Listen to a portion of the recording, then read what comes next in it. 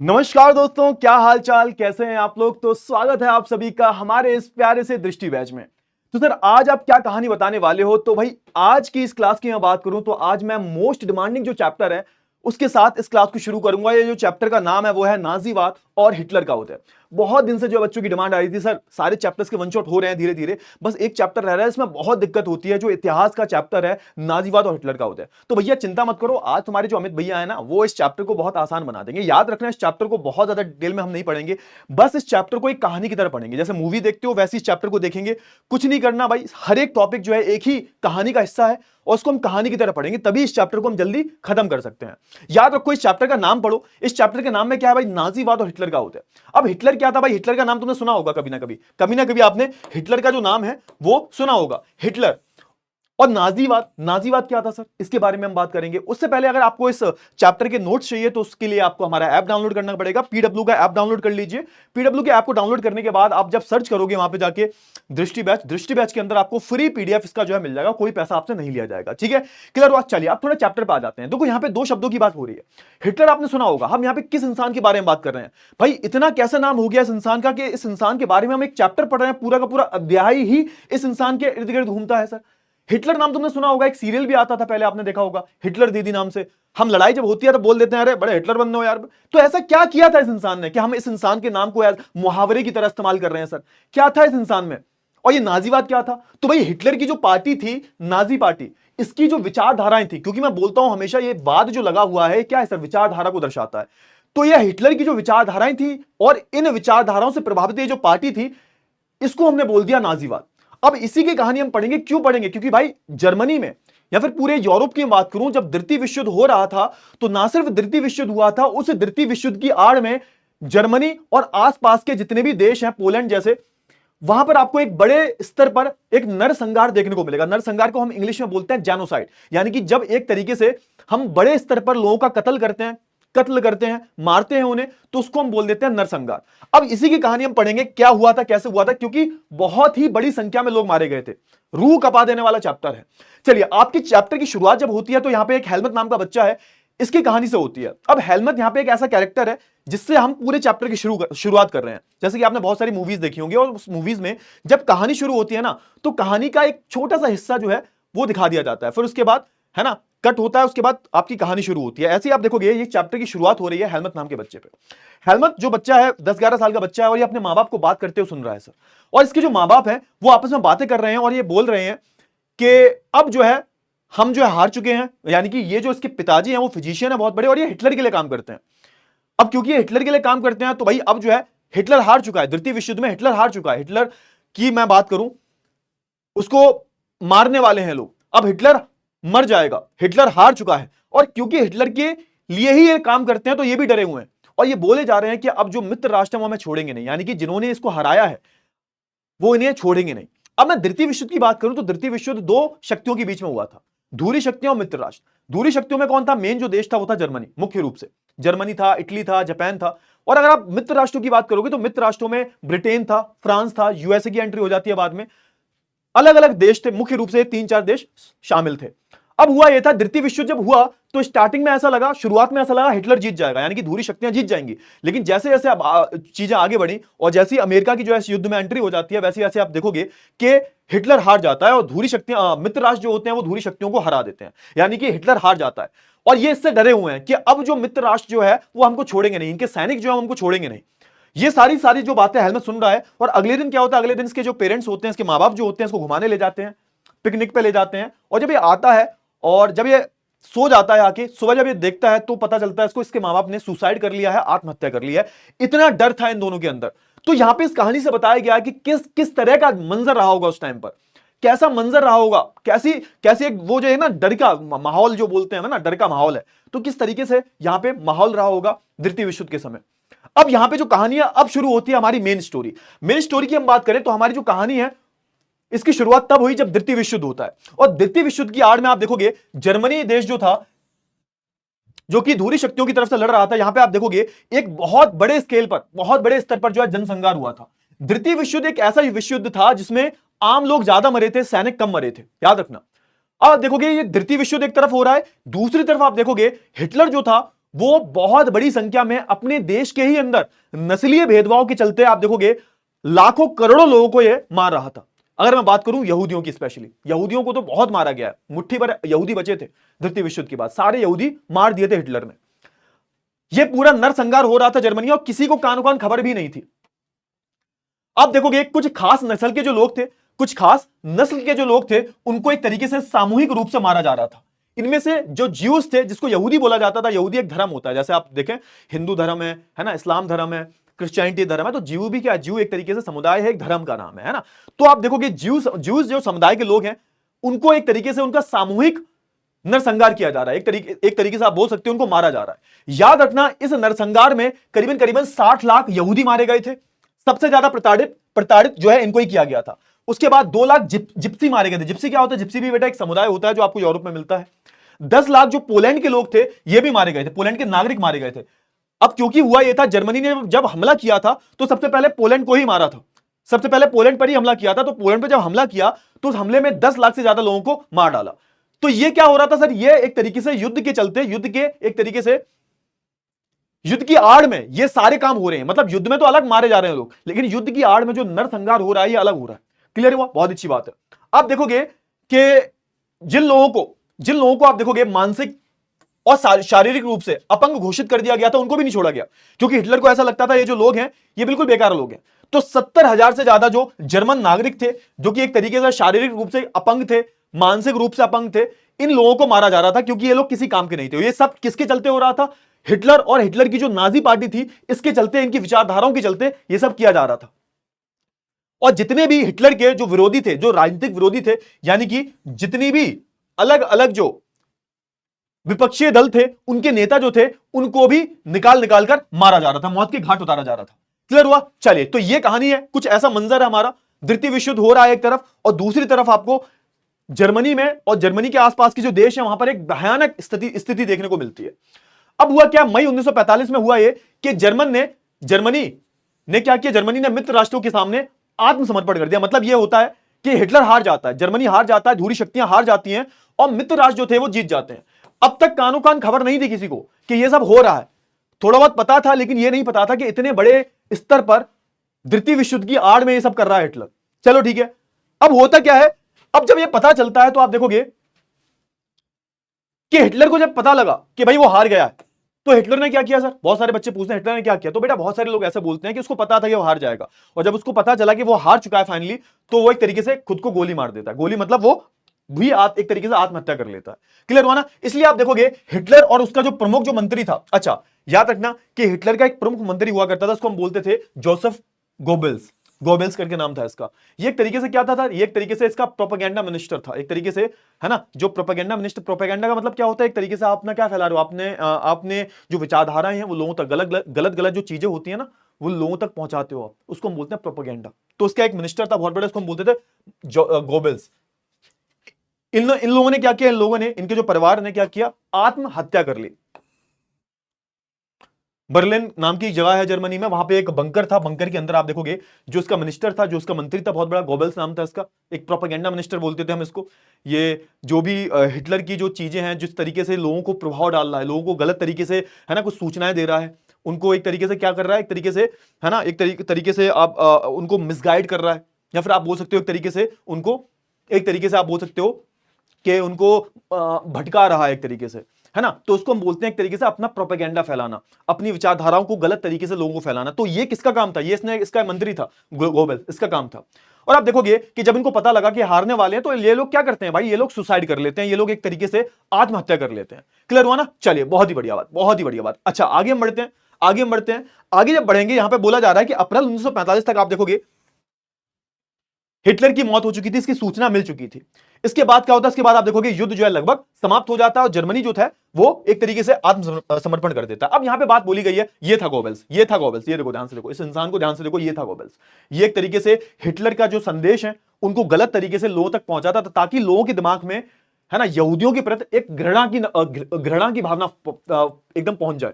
समझो थोड़ा सा, यानी कि इसका काम क्या था? अब उस टाइम पर आप देखोगे कि जिन लोगों को मारा जा रहा था, आपके मन में सवाल आया होगा सर कि जो नॉर्मल लोग हैं, सामान्य रूप से जो लोग हैं, वो कुछ उनको वो रोक नहीं रहे सर, वो इसका विरोध नहीं कर रहे थे। वो हिटलर के मुरीद हो चुके थे, उनको ऐसा लग रहा था हिटलर हमारा भगवान है, हिटलर जो कर रहा है वो बिल्कुल सही है। तो इसको ही तो बोलते हैं अपना प्रोपेगेंडा फैलाना, एक तरीके से अपनी विचारधाराओं को, अपने संदेशों को लोगों तक इस तरीके से पहुंचाना, उनको एक तरीके से गुमराह करना। और ये काम किसका था भाई? तो ये काम इस इंसान का था, गोबेल्स का था। ये एक तरीके से इनका प्रोपेगेंडा मिनिस्टर था, याद रख लेना। ठीक है, क्लियर हुआ? चलिए आगे बात कर लेते हैं, आगे बात कर लेते हैं। अब यहां पे आपके मन में एक सवाल और आएगा, सर इतनी बड़ी तादाद में लोगों का कत्लेआम किया गया, तो इसका मतलब यह है कि कोई एक्शन लिया गया बाद में जो भाई मित्र राष्ट्र जो थे, जब जर्मनी में आए, इन्होंने जर्मनी पर कब्जा कर लिया, जर्मनी ने जब आत्मसमर्पण कर लिया, तो जो लोग विरोधी, जो लोग एक तरीके से दोषी थे, उनको सजा मिली या नहीं मिली? यानी कि देखो, मेन जो दोषी थे उन लोगों ने तो सुसाइड कर लिया, मेन जो दोषी थे उन लोगों ने तो आत्महत्या कर ली, लेकिन जो बाकी के बचे हुए जो लोग थे, जो हिटलर का साथ दे रहे थे, क्या उनके साथ कुछ हुआ या नहीं हुआ? तो बिल्कुल हुआ भाई। तो एक अंतरराष्ट्रीय अदालत बिठाई जाती है, इसका नाम जो न्यूरमबर्ग की जगह का नाम है बेटा, है ना? हाँ, तो न्यूरमबर्ग में आप देखोगे एक अंतरराष्ट्रीय अदालत जो है, जर्मनी में है वैसे भी, न्यूरमबर्ग की हम बात करें तो अंतरराष्ट्रीय अदालत को जो है एकदम सेटअप किया जाता है, जिसमें आप देखोगे 11 जो मुख्य नाजी जो थे, एकदम दोषी जो थे, उनको जो है एक तरीके से मौत की सजा दी जाती है।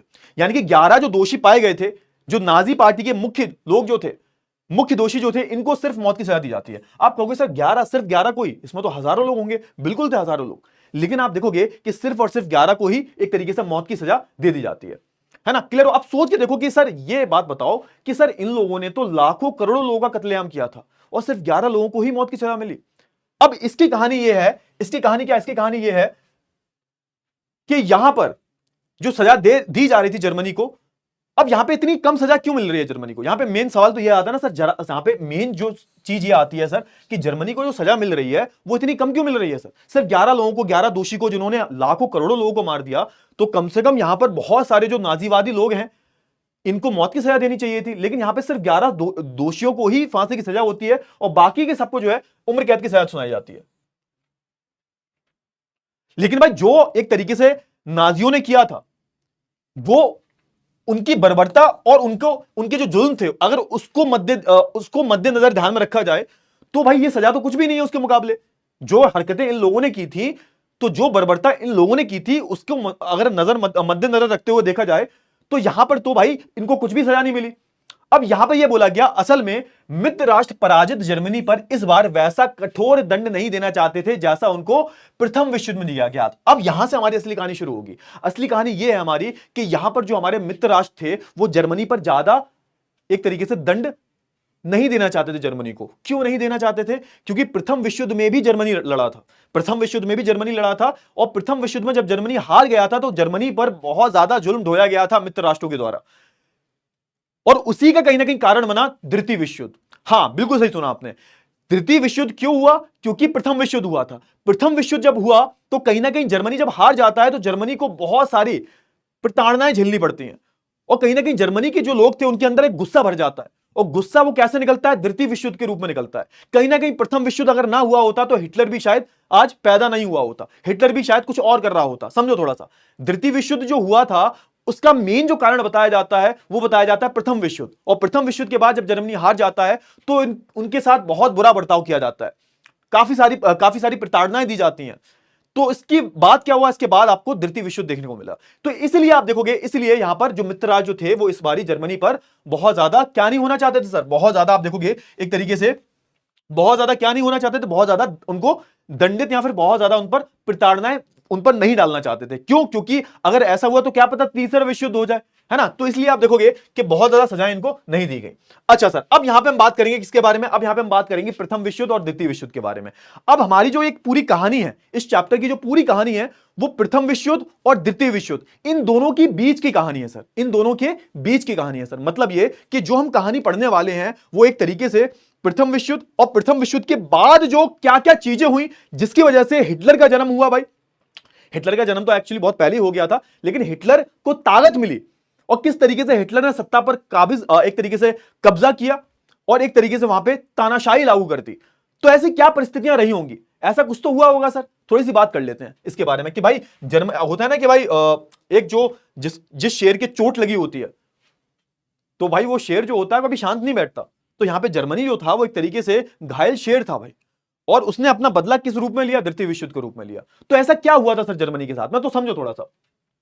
आप देखोगे कि अगर मैं 20वीं शताब्दी की बात करूं तो ये बहुत ही अलग एक तरीके से, ये जो 100 साल थे इनमें काफी सारे बदलाव हुए। इसमें आप देखोगे कि पूरी दुनिया की मैं बात करूं तो पूरी दुनिया में काफी उथल पुथल हो रही है सर, क्योंकि आप देखोगे इसी दौरान, है ना, विश्व युद्ध हुए थे भाई, और प्रथम और द्वितीय विश्व युद्ध दोनों 20वीं शताब्दी में ही हुए। 1914 से 18 के बीच में हुआ प्रथम विश्व युद्ध, और 1939 से 45 के बीच में हुआ द्वितीय विश्व युद्ध। और कहीं ना कहीं जो प्रथम विश्व युद्ध के दुष्परिणाम जो थे, उसी की वजह से आपको जो है हिटलर का जन्म होता हुआ दिखाई दिया। यह ऐसा कुछ दिखता था हिटलर, यानी कि जो प्रथम विश्व युद्ध के दुष्परिणाम जो थे, और जिस तरीके से जो जो प्रताड़नाएं सहनी पड़ी जर्मनी को, कहीं ना कहीं उसी ने जन्म दिया हिटलर को, और हिटलर की पार्टी नाजी को, और इसकी विचारधारा नाजीवाद को। समझे या नहीं समझे? फटाफट से बताओ जल्दी से। अच्छा, अब हम बात कर लेते हैं किसके बारे में? अब हम बात कर लेते हैं 1918 के बाद की बात कर लेते हैं थोड़ा सा, यानी कि जब प्रथम विश्व युद्ध खत्म हो गया। अब मैं प्रथम विश्व युद्ध की बात करूं तो प्रथम विश्व युद्ध में भी दो शक्तियां थी, एक तो मित्र राष्ट्र और दूसरे थे हमारी केंद्रीय शक्तियां। अगर मैं मित्र राष्ट्र की बात करूं तो मित्र राष्ट्र में कौन था सर? तो यहां पर भी सेम वही पार्टियां थी, जर्मनी, ब्रिटेन, बाद में अमेरिका भी आ जाता है, ये सब था। और मैं केंद्रीय शक्तियों के बारे में बात करूं तो केंद्रीय शक्तियों की तरफ से लड़ रहे थे हमारे जर्मनी, टर्की, है ना, और ये जो हमारा ऑस्ट्रिया हंगरी साम्राज्य जो है, इसकी हम बात करें तो ये सब एक पाले में थे, इसको हम बोलते थे केंद्रीय शक्तियां। दूसरी तरफ थे मित्र राष्ट्र।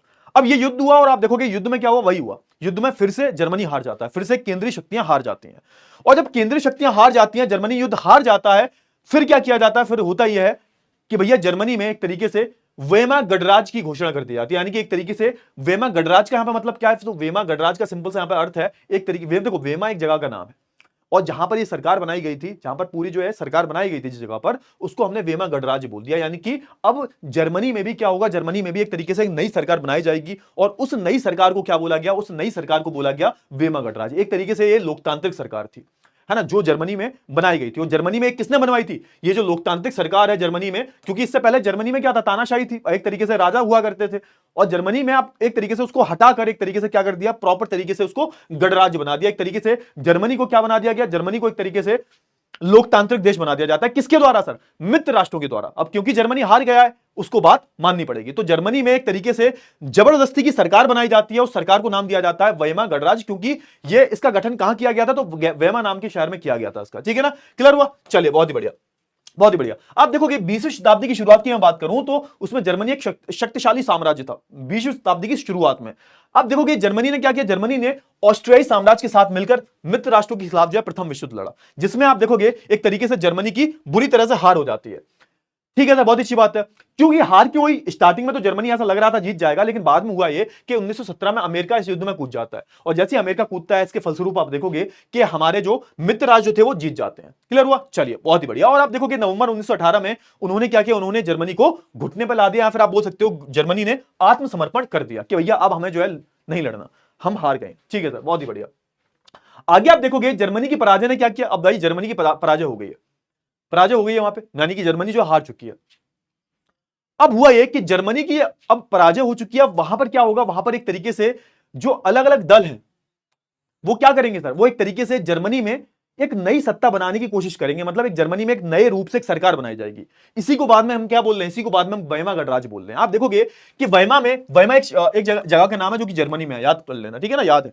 वेमा जो है एक जगह का नाम है जो कि जर्मनी में है। एक तरीके से क्या थी सर? वेमा जो था, वेमा शहर में एक सभा बैठाई जाती है, और आप देखोगे कि वेमा में एक राष्ट्रीय सभा का बैठन होता है। राष्ट्रीय सभा मतलब वहां पे जो लोग हैं, अलग अलग जो पार्टी के लोग हैं, अलग अलग जो लोकतांत्रिक देश के लोग हैं, अलग अलग जो है ना समाजवादी लोग हैं, वो एक तरीके से आके इकट्ठा होते हैं सभा में, और इस सभा में इकट्ठा होकर एक तरीके से वहां पे लोकतांत्रिक संविधान की नींव रखते हैं, यानी कि एक तरीके से संविधान बनाते हैं, और एक तरीके से पूरी जर्मनी में अब एक लोकतांत्रिक देश बनाने की कोशिश की जाती है। एक तरीके से आप देखोगे नई व्यवस्था लागू की जाती है, और एक तरीके से जनप्रतिनिधियों का चुनाव भी किया जाता है। यहां पे प्रॉपर चुनाव होंगे, चुनाव के बाद जनता जो होगी अपने प्रतिनिधियों को चुनेगी। उसके बाद क्या होगा? उसके बाद जर्मनी में एक सरकार बनाई जाएगी, और सरकार को ही क्या बोला गया? वेमा गणराज्य बोला गया। ठीक है सर, यानी कि आप देखोगे ना, देखो ये था जर्मनी। यहां पे अगर आप थोड़ा सा पूरा यूरोप का मैप देखोगे तो पूरे यूरोप के मैप में आप देखोगे यूरोप का सबसे बड़ा जो देश है वो अपना कौन सा है? ये देखो, ये जर्मनी है, ये जर्मनी है, देखो ये वाला जर्मनी। ठीक है, जर्मनी है, यूरोप के सबसे बड़े देशों में से एक है जर्मनी। बात करें, बहुत बड़ा देश है। क्लियर हुआ? चलिए, बहुत ही बढ़िया। यानी कि आप देखोगे कि अब जर्मनी युद्ध हार चुका है और इसको वो बातें माननी पड़ रही हैं जो मित्र राष्ट्र वाले लोग बोल रहे हैं। यानी कि मित्र राष्ट्र के जो लोग हैं वो बोल रहे हैं कि अपने देश में क्या बनो, एक अच्छी सी सरकार चुनो ताकि दोबारा से ऐसी कोई स्थिति ना आए, कोई सरफरा इंसान फिर से युद्ध करने चला है। तो एक तरीके से राजा वाजा को हटाओ, एक तरीके से लोकतांत्रिक सरकार का जो है यहाँ पे गठन करो। ठीक है सर, बढ़िया, बहुत ही बढ़िया। आप देखोगे कि यहां पे चुनाव वगैरह होते हैं प्रॉपर तरीके से, हर एक जो व्यस्क व्यक्ति जो होता है, नागरिक जो होता है जर्मनी का, उसको मताधिकार दिया जाता है और एक तरीके से जर्मनी में क्या होता है, जर्मनी में एक तरीके से वेमा गणराज्य की स्थापना कर ली जाती है। बहुत ही बढ़िया। लेकिन क्या हुआ, लेकिन अब यहां पे सवाल यह आता है कि भाई क्या जर्मनी के जो लोग थे उनको यह सरकार रास आई या नहीं आई। अब सुनो यहां पे, अब सोच के देखो कि आपका देश अगर हार जाए तो आपको कैसा लगेगा, बुरा लगेगा नहीं लगेगा। अरे सोच के देखो, हमारा युद्ध अगर चाइना से होता है कल को और अगर हम हार जाते हैं तो हमें कैसा लगेगा सर, हमको बुरा लगेगा भाई। अरे भाई लोग गुस्सा होंगे नहीं होंगे कि भाई क्या कर दिया, ये हार गए। अब सुनो यहां पे जो लोग थे वो बहुत ज्यादा गुस्से में थे सर, बहुत ज्यादा गुस्सा खाए बैठे हुए थे यहां पे जो लोग थे। क्यों गुस्सा में थे, क्योंकि क्यों उनको जो है एक तरीके से जो वेमा गणराज्य एक जो नई सरकार बनी थी उनकी सरकार रास नहीं आई। क्यों, अब यहां पे तो उल्टा हो रहा है भाई। अब भाई लोग तो ये बोलते हैं कि भाई लोकतांत्रिक सरकार जो है सबसे अच्छी सरकार है, लेकिन यहां पे उल्टा हो रहा था। यहां पे जो लोकतांत्रिक सरकार बनी थी वो लोगों को पसंद नहीं आ रही थी। क्यों पसंद नहीं आ रही थी, क्यों, क्योंकि देखो बहुत सारे कारण थे। पहला मुख्य कारण यह था कि जर्मनी हार गया था और कोई अगर सच्चा देश का नागरिक है वो ये नहीं चाहेगा कि उसका देश जो है वो हार जाए, नहीं चाहेगा। कौन चाहेगा आप बताओ, आप चाहोगे, नहीं चाहे वो। दूसरी बात क्या है, दूसरी बात मेन थी वर्साय संधि। अब होता क्या है, देखो बेटा, संधि का मतलब ये होता है कि एक तरीके से एक, इसको इंग्लिश में बोलते हैं ट्रीटी। यानी कि सिंपल सी बात है, अगर मेरा आपसे युद्ध हुआ, आपने मुझे हरा दिया, तो आपको, आप जो बात बोलोगे वो मुझे माननी पड़ेगी। आप जो बात बोलोगे कि मुझे माननी पड़ेगी, यानी कि आपने मुझे हरा दिया, आप कह रहे हो कि देखो अपना ये सामान लो लाके मैं दे दूंगा, है ना, अपना घर का इतना हिस्सा मुझे दो लाके, अपनी जो जमीन है मुझे दे दो लाके। तो वो एक तरीके से क्या हो जाता है, पूरी एक संधि हो जाती है कि ये चीजें जो है तो मैं माननी पड़ेंगी, तो उसको हम बोलते हैं ट्रीटी या फिर संधि। अब हुआ ये कि लोग नाराज इस वजह से थे, क्योंकि लोग नाराज इस वजह से थे क्योंकि आप देखोगे, क्योंकि ये सरकार ने, ये जो वेमा गणराज्य जो बनी थी, नई सरकार जो बनी थी, इसने वर्साई की संधि को साइन कर लिया था। अब इस वर्साई की संधि में कुछ ऐसी ऐसी चीजें लिखी हुई थी जिससे पूरी जर्मनी के लोगों को बहुत ज्यादा तकलीफ हो रही थी। तो यहां पे वही आ जाता है, आप देखोगे कि जो नया गणराज्य था, नई सरकार जो बनी थी लोकतांत्रिक, वो लोगों को रास नहीं आई। क्योंकि एक तरफ आप देखोगे कि प्रथम विश्व युद्ध में जर्मनी की पराजय हुई थी और यहां पे जो मित्र राष्ट्र थे, मित्र राष्ट्र ने एक बहुत ही कड़ी संधि थोपी थी, इसको हम बोलते थे वर्साई की संधि। अब वर्साई की संधि में आप देखना क्या हुआ, वर्साई की संधि में आप देखोगे कि यहां पर जो जर्मनी था, तो जर्मनी का बहुत नुकसान हुआ। जर्मनी के जितने भी उपनिवेश जो थे वो सारे चले गए। 10% आबादी जो है चली गई सर। 13% जो भूभाग है वो जर्मनी का चला गया। मतलब जर्मनी का जो 13% भूभाग जो था वो मित्र राष्ट्रों ने कब्जा लिया। उसके बाद आप देखोगे 75% लो भंडार जो था, 75% इनका जो लो भंडार जो था ये भी चला गया। फिर उसके बाद आप देखोगे कि 26% इनका कोयला भंडार चला गया। सोच के देखो, आप देखोगे कि ये सब जो चीजें हो रही थी ये किसने बांट ली, तो भाई ये बांट ली फ्रांस, पोलैंड, डेनमार्क और लिथुआनिया ने।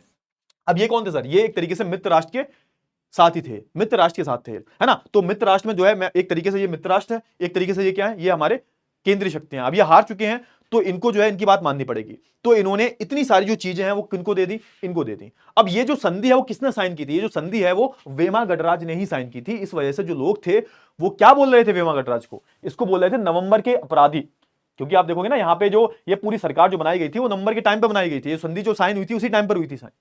तो इसलिए इसको नवंबर का अपराधी बोला जा रहा था सर, नवंबर का अपराधी इसको बोलते थे लोग। वेमा गणराज्य को क्या बोलते थे, वेमा गणराज्य को नवंबर का अपराधी बोला जाता था सर। क्योंकि कहीं ना कहीं आप देखोगे नवंबर के टाइम पे जो एक तरीके से ये जो संधि वगैरह हुई थी, ये सब जो है उसी टाइम पर हुआ था, इसलिए इनको नवंबर का अपराधी बोल दिया जाता था। अब आगे देखो, है ना। अच्छा, इसके अलावा क्या होता है, इसके अलावा इन पर जो है वॉर गिल्ट क्लॉज लगाया जाता है। सर ये क्या होता है, इसमें सिंपल सा बोला गया कि अभी तक जो भी युद्ध हुआ है और इस युद्ध में जो भी नुकसान हुए हैं, इसका दोषी सिर्फ और सिर्फ जर्मनी को ही ठहराया गया। और आप देखोगे 6 बिलियन पाउंड, 6 बिलियन पाउंड का जो हर्जाना है वो किसको भरना पड़ता है भाई, वो जर्मनी को, मित्र राष्ट्र को देना पड़ता है। क्यों, क्योंकि इस पर वॉर गिल्ट क्लॉज लगा था। यानी कि जो भी वॉर हुआ है, जो भी युद्ध हुआ है, उसमें सारा का सारा 100% दोषी कौन है भाई, दोषी कौन है, जर्मनी है। अब सोच के देखो जर्मनी के साथ कितनी बुरी बुरी चीजें हो रही हैं। आप सोच के देखो जर्मनी के लोगों को गुस्सा आएगा नहीं आएगा, बिल्कुल आएगा। तो इसलिए आप देखोगे कि वेमा गणराज्य जो था, वहां पे सरकार जो थी, उससे जर्मनी के आम नागरिक ही जो है बहुत ज्यादा नाराज थे। आप देखोगे जर्मनी, भाई यूरोप की हम बात करें तो यूरोप जो था यूरोप की हम बात करें तो यूरोप को ऐसा बोलते थे कि यूरोप दूसरे देशों को कर्ज देने वाला देश है, लेकिन युद्ध में इनकी इतनी हालत खस्ता हो चुकी थी इनकी, अगर मैं यूरोप की, पूरे यूरोप की बात कर रहा हूं, मैं जर्मनी की बात नहीं कर रहा, मैं पूरे यूरोप की बात कर रहा हूं। पूरे यूरोप की हालत ऐसी हो चुकी थी कि एक टाइम पर यूरोप जो था वो कर्ज देने वाले देशों में गिना जाता था। अब इनके साथ उल्टा हो रहा था, अब ये बेचारे कर्ज ले रहे थे। अब ये एक तरीके से कर्जदारों का महाद्वीप बन चुका था। इन्होंने बहुत सारा कर्जा जो है अमेरिका से भी ले रखा था, क्योंकि इनके पास पैसा नहीं बचा था। सारा जो पैसा है एक तरीके से ये युद्ध में खत्म कर चुके थे। क्लियर हुआ ना? आप देखोगे या नहीं? फटाफट बताओ, जल्दी से जल्दी फटाफट। क्लियर हुआ? हाँ। अब ये सारा जो हर्जाना है किससे वसूल किया जा रहा था? सारा का सारा हर्जाना जो है वो एक तरीके से जर्मनी से वसूल किया जा रहा था। इसलिए यहां के जो लोग थे वो वीमार गणराज्य से बहुत ज्यादा नाराज थे, क्योंकि इन्होंने जो संधि साइन की थी उससे आप देखोगे जर्मनी के पास सब कुछ चला गया, जर्मनी से सब कुछ चला गया जर्मनी से। क्लियर हुआ ना? चलिए, अच्छा, आप देखोगे कि हर्जाना चुकाने की वजह से आप देखोगे वीमार गणराज्य एक तरीके से बहुत ज्यादा आर्थिक स्तर पर पिछड़ गया। यानी कि एक तरीके से जो जर्मनी की सरकार थी, वीमार गणराज्य, एक तरीके से इनके पास पैसा नहीं था, क्योंकि युद्ध में तो उन्होंने भी भाग लिया था भाई, इनके पास भी पैसा नहीं है। अब ये 6 बिलियन पाउंड कहां से देंगे? ऊपर से जितने भी संसाधन थे इनसे छीन लिए गए हैं वर्साई संधि में।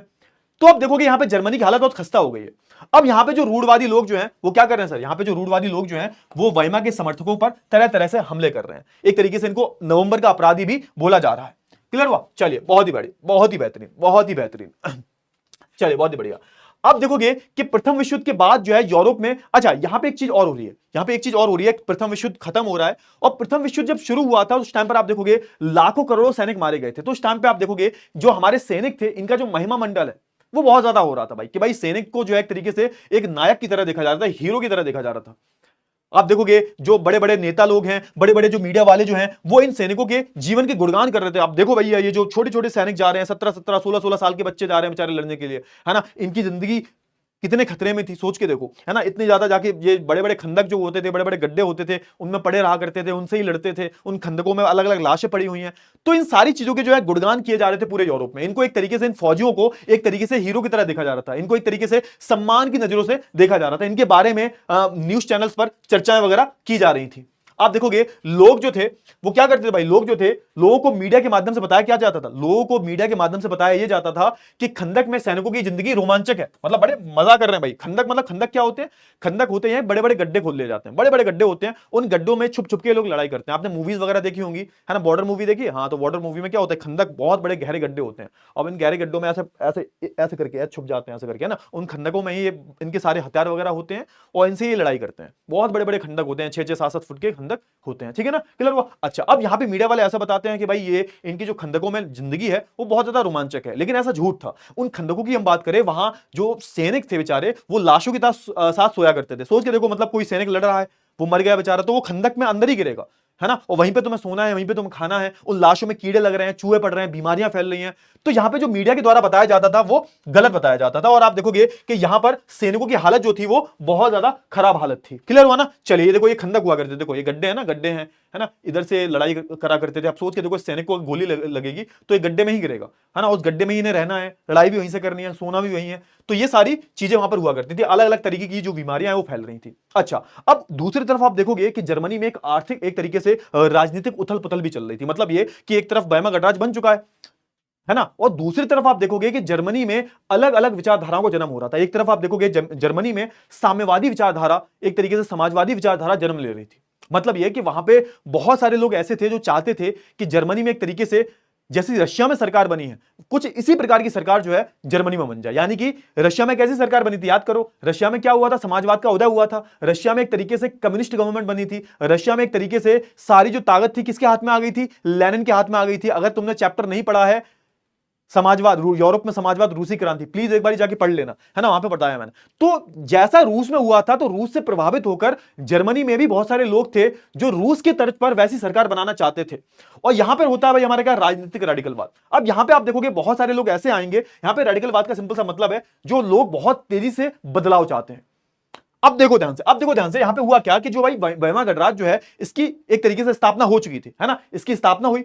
और उस समय आप देखोगे रूस में क्या था सर, रूस में एक तरीके से वॉल्शेविक क्रांति चल रही थी, और रूस के जो लोग थे वो चाहते थे कि रूस में एक तरीके से साम्यवादी समाजवादी सरकार बन जाए। और रूस से ही प्रेरित होकर आप देखोगे कि जर्मनी में एक तरीके से स्पार्टिस्ट लीग का जो है एक तरीके से गठन किया जाता है। ये एक तरीके से ये लीग क्या थी सर, एक तरीके से क्रांतिकारियों, बहुत सारे जो क्रांतिकारी लोग थे जो समाजवाद से बहुत ज्यादा प्रभावित थे, जो रूसी क्रांति से बहुत ज्यादा प्रभावित थे, इनका एक समूह था और इनको बोला गया स्पार्टिस्ट लीग।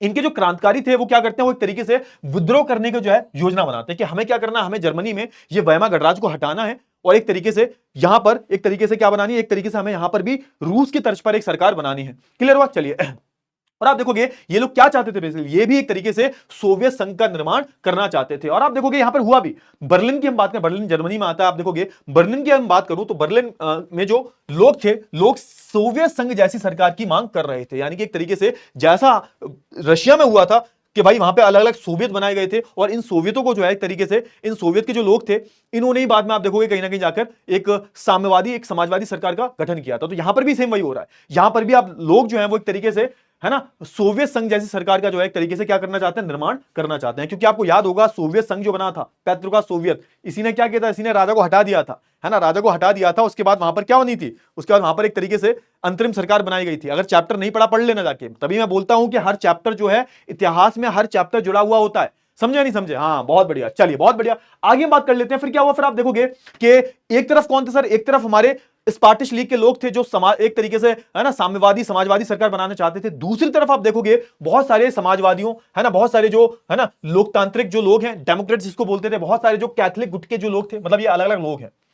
इन्होंने क्या किया, इन्होंने ये जो लोग हैं ना, ये देखो, ये समाजवादी, डेमोक्रेट्स और कैथोलिक, ये जो लोग हैं वो एक तरीके से स्पार्टिश लीग के लोगों से एक तरीके से इनकी बनती नहीं थी। ये लोग चाहते थे कि भाई यहां पे जर्मनी में एक तरीके से क्या है, जर्मनी में एक तरीके से लोकतांत्रिक सरकार है। लेकिन स्पार्टिश लीग के लोग जो चाहते थे वो क्या चाहते थे, वो चाहते थे कि भाई वहां पे एक लोकतांत्रिक सरकार नहीं आनी चाहिए, सोवियत संघ जैसी सरकार बननी चाहिए। अब क्या होगा, अब इनमें और स्पार्टिश लीग वाले जो लोग हैं इनमें क्या होगी, लड़ाई होगी सर। क्या होगी सर, लड़ाई होगी, है ना। आप सोच के देखो ना, मैं बोल क्या रहा हूं, स्पार्टिश लीग के जो लोग हैं वो चाहते हैं कि एक तरीके से रूस रूस में जो सरकार बनी, रूसी तर्ज पर सरकार बनाना चाहते हैं, यानी कि सोवियत संघ जैसी सरकार बनाना चाहते हैं, समाजवादी सरकार बनाना चाहते हैं।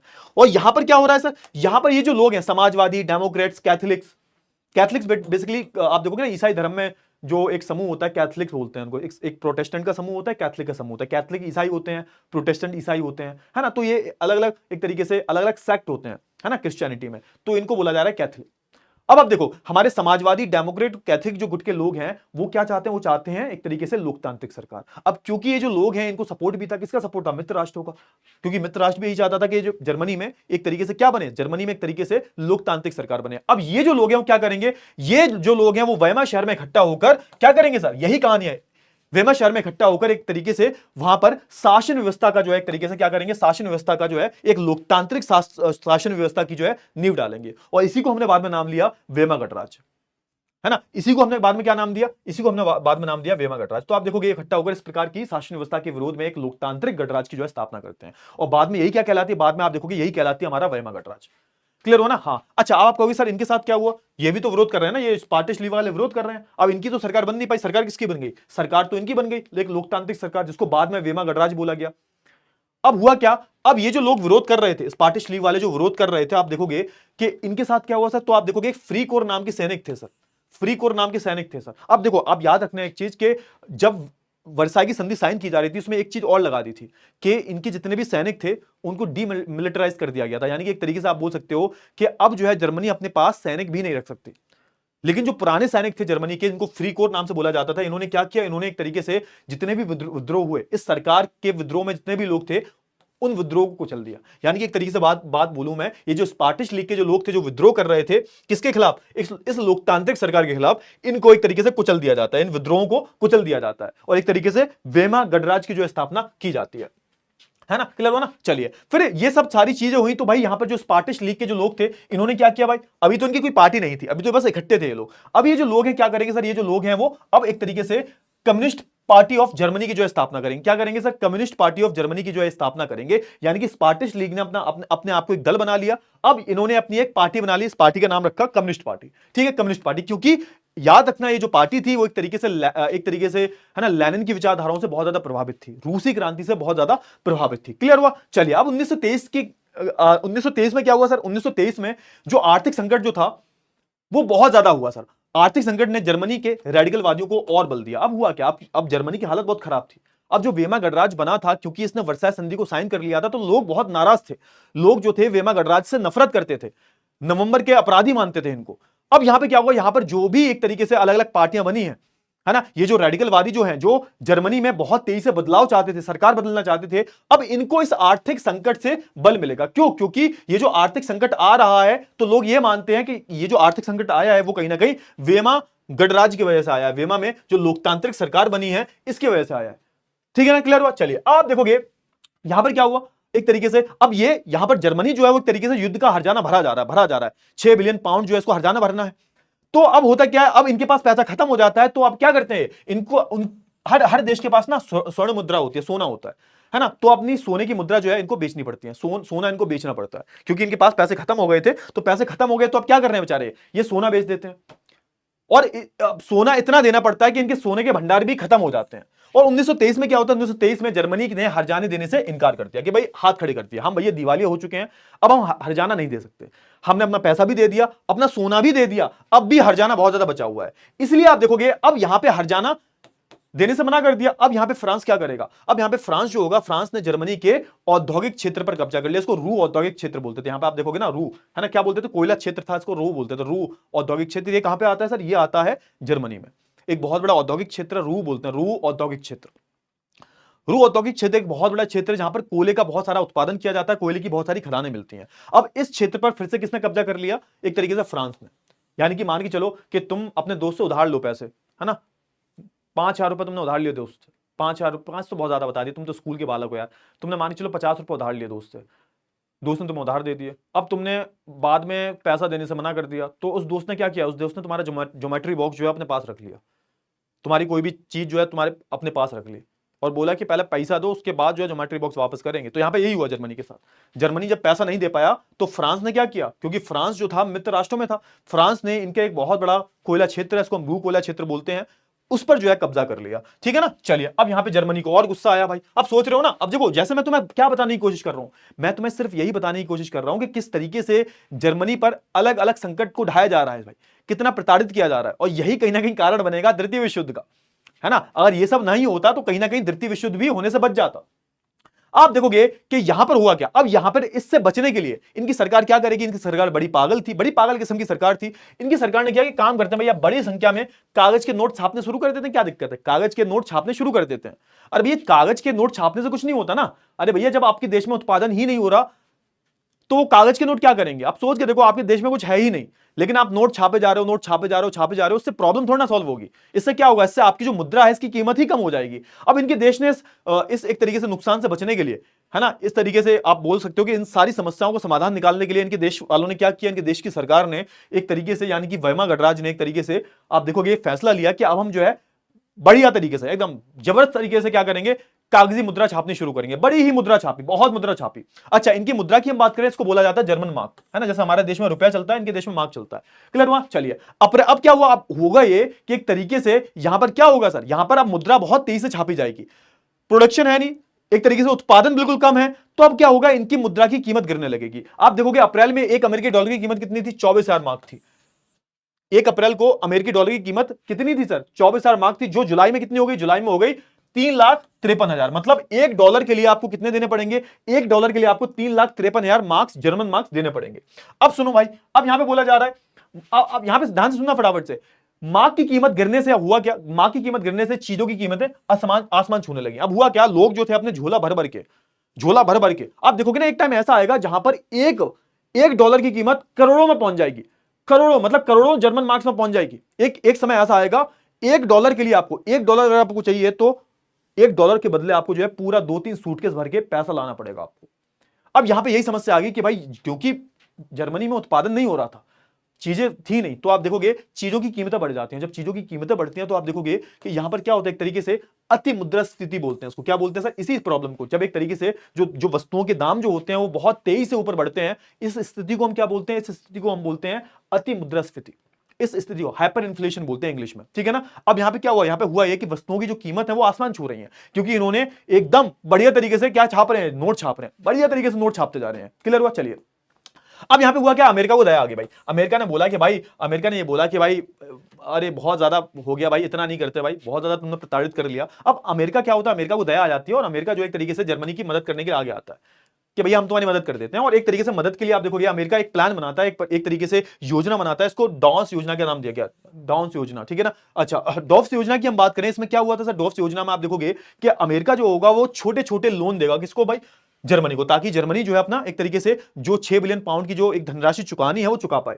आप देखोगे आर्थिक संकट को दूर करने के लिए आप देखोगे, और हर जाने की शर्तों को जो है एक तरीके से दोबारा यहां पे तय किया गया और अमेरिका बीच में आ गया। अमेरिका अब क्या कर रहा है सर, अमेरिका जो है जर्मनी की मदद कर रहा है ताकि जर्मनी अपना जो है कर्ज का पैसा दे सके, ठीक है ना। बहुत छोटे छोटे लोन दिया जाएंगे, है ना, यहां पे बहुत सारा ऋण दिया जाएगा, किसको, जर्मनी को, अमेरिका के द्वारा, ठीक है, क्लियर, वो कम ब्याज पर। चलिए अच्छा, आप देखोगे कि एक तरीके से अब यहां पे जर्मनी की हालत जो है वो कैसे सुधर रही है सर, आप देखोगे जर्मनी की हालत सुधर ऐसे रही है कि अब यहां पे निवेश और औद्योगिक गतिविधियां हो रही हैं, और ये किस पर आश्रित हैं, ये लोग अमेरिका पे आश्रित हैं। अब ये लोग अमेरिका से भीख मांग रहे हैं कि भैया हमारी मदद करो, हमारी हालत जो बहुत खराब हो गई है, जर्मनी की हालत जो है वो बहुत ज्यादा खराब हो चुकी है। अब हुआ है कि 1929 की बात है कि भाई जर्मनी के अच्छे दिन शुरू ही होने वाले थे, जर्मनी के अच्छे दिन शुरू ही होने वाले थे, होता है ना एक पनौती नाम की चीज होती है, हाँ तो पनौती लग गई है भाई। अब जर्मनी के जो अच्छे दिन है शुरू होने वाले होते हैं, लेकिन होता यह है कि 1929 में अमेरिका की भी हालत खराब हो जाती है। अमेरिका में एक तरीके से बहुत बड़ी क्या आ जाती है, आर्थिक मंदी आ जाती है। इनका जो स्टॉक एक्सचेंज होता है, इसको वॉल स्ट्रीट बोलते थे, इनका स्टॉक एक्सचेंज जहां पर अलग अलग शेयर्स, बड़ी बड़ी कंपनियां होती हैं ना, उनके शेयर्स लिस्ट होते हैं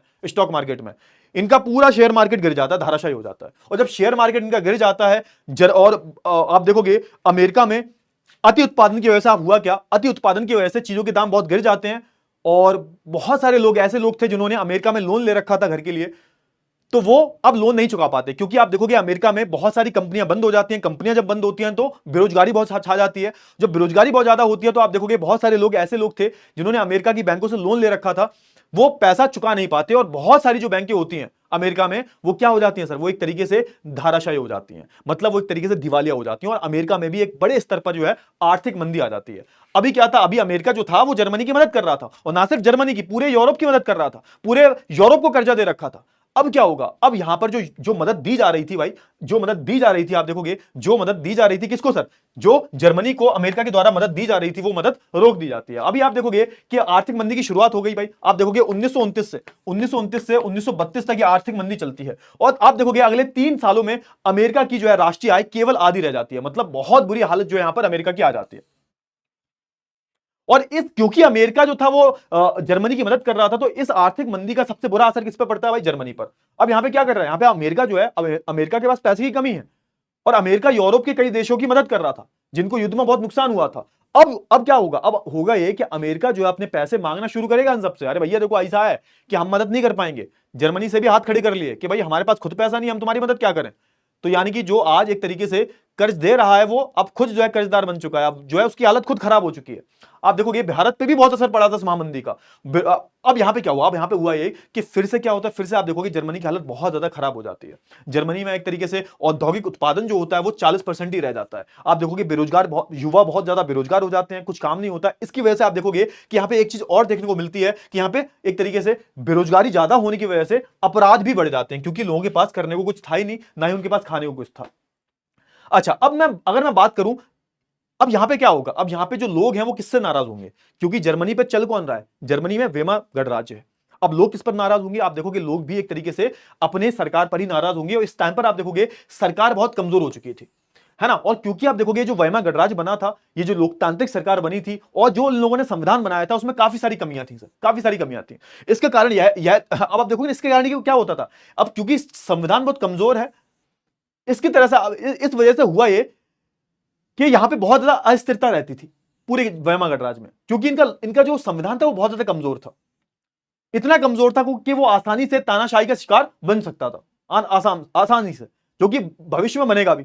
भविष्य में भाई अभी हिटलर की एंट्री नहीं हुई हमारी, अभी याद रखना हिटलर की एंट्री नहीं हुई है, अभी हिटलर की एंट्री होगी। अब जैसे ही हिटलर की एंट्री होगी ना, सब कुछ बदल जाएगा। अभी हमारे हिटलर बाबू नहीं आए हैं, हिटलर की बात करेंगे अभी हम। अब समझो यहाँ पे, अब यहाँ पे हुआ ये था कि भाई यहाँ पे होता ये था कि सरकार जो थी वो गठबंधन वाली सरकार थी, मतलब कोई एक पार्टी के पास बहुमत नहीं है, अलग अलग जो पार्टियां हैं, अलग अलग जो लोकतांत्रिक दल हैं, उन्होंने तरीके से वेमा गणराज्य बनाया है। और ये क्या थे, एक तरीके से क्या करते थे, एक तरीके से अनुच्छेद 48 की वजह से राष्ट्रपति को आपातकाल लागू करने और अध्यादेशों के जरिए शासन चलाने का अधिकार देते थे। मतलब ये कि जब भी इनको लगता था कोई विरोध प्रदर्शन हो रहा है तो ये अनुच्छेद 48 को लागू कर देते थे। अनुच्छेद 48 के बाद आप देखोगे एक तरीके से क्या होता है, अनुच्छेद 48 में आप देखोगे एक तरीके से राष्ट्रपति क्या करता था, राष्ट्रपति पूरे देश में आपातकाल लगा दिया करता था। और ये एक तरीके से बच्चों का खेल बन चुका था, हर साल आपातकाल लग रहा है भाई, एक तरीके से, है ना। जितने भी नागरिक अधिकार थे उनको छीन लिया जाता था, मतलब बच्चों का खेल था। जैसे ही नागरिकों ने कुछ भी विरोध प्रदर्शन किया तो इन्होंने अनुच्छेद 48 का इस्तेमाल कर लिया, जिसकी वजह से सारी जो शक्तियां हैं वो किसके पास चली गई हैं, राष्ट्रपति के पास। अब राष्ट्रपति क्या कर रहा है भाई, अब राष्ट्रपति जो है एक तरीके से, अब यहां पे ये भी अधिकार दिया गया था कि भैया जब आपातकाल लगेगा राष्ट्रपति आपातकाल लागू कर देगा अनुच्छेद 48 का इस्तेमाल करके। उसके बाद होगा ये कि जितने भी, जब आपातकाल लग जाएगा तो जितने भी नागरिकों के अधिकार हैं उनको छीन लिया जाएगा। अब जो है नागरिकों को पकड़ पकड़ के मारा जाता था, जेल में डाल दिया जाता था। तो ये ऐसा कुछ जो है सीन यहां पर जो है क्रिएट हुआ था, कहां पर सर, जर्मनी में। जर्मनी में ये सब जो यहां पर हो रहा था, बहुत आम बात थी, क्योंकि इनका जो सरकार थी, इनका जो संविधान था वो बहुत ज्यादा जो है कमजोर था।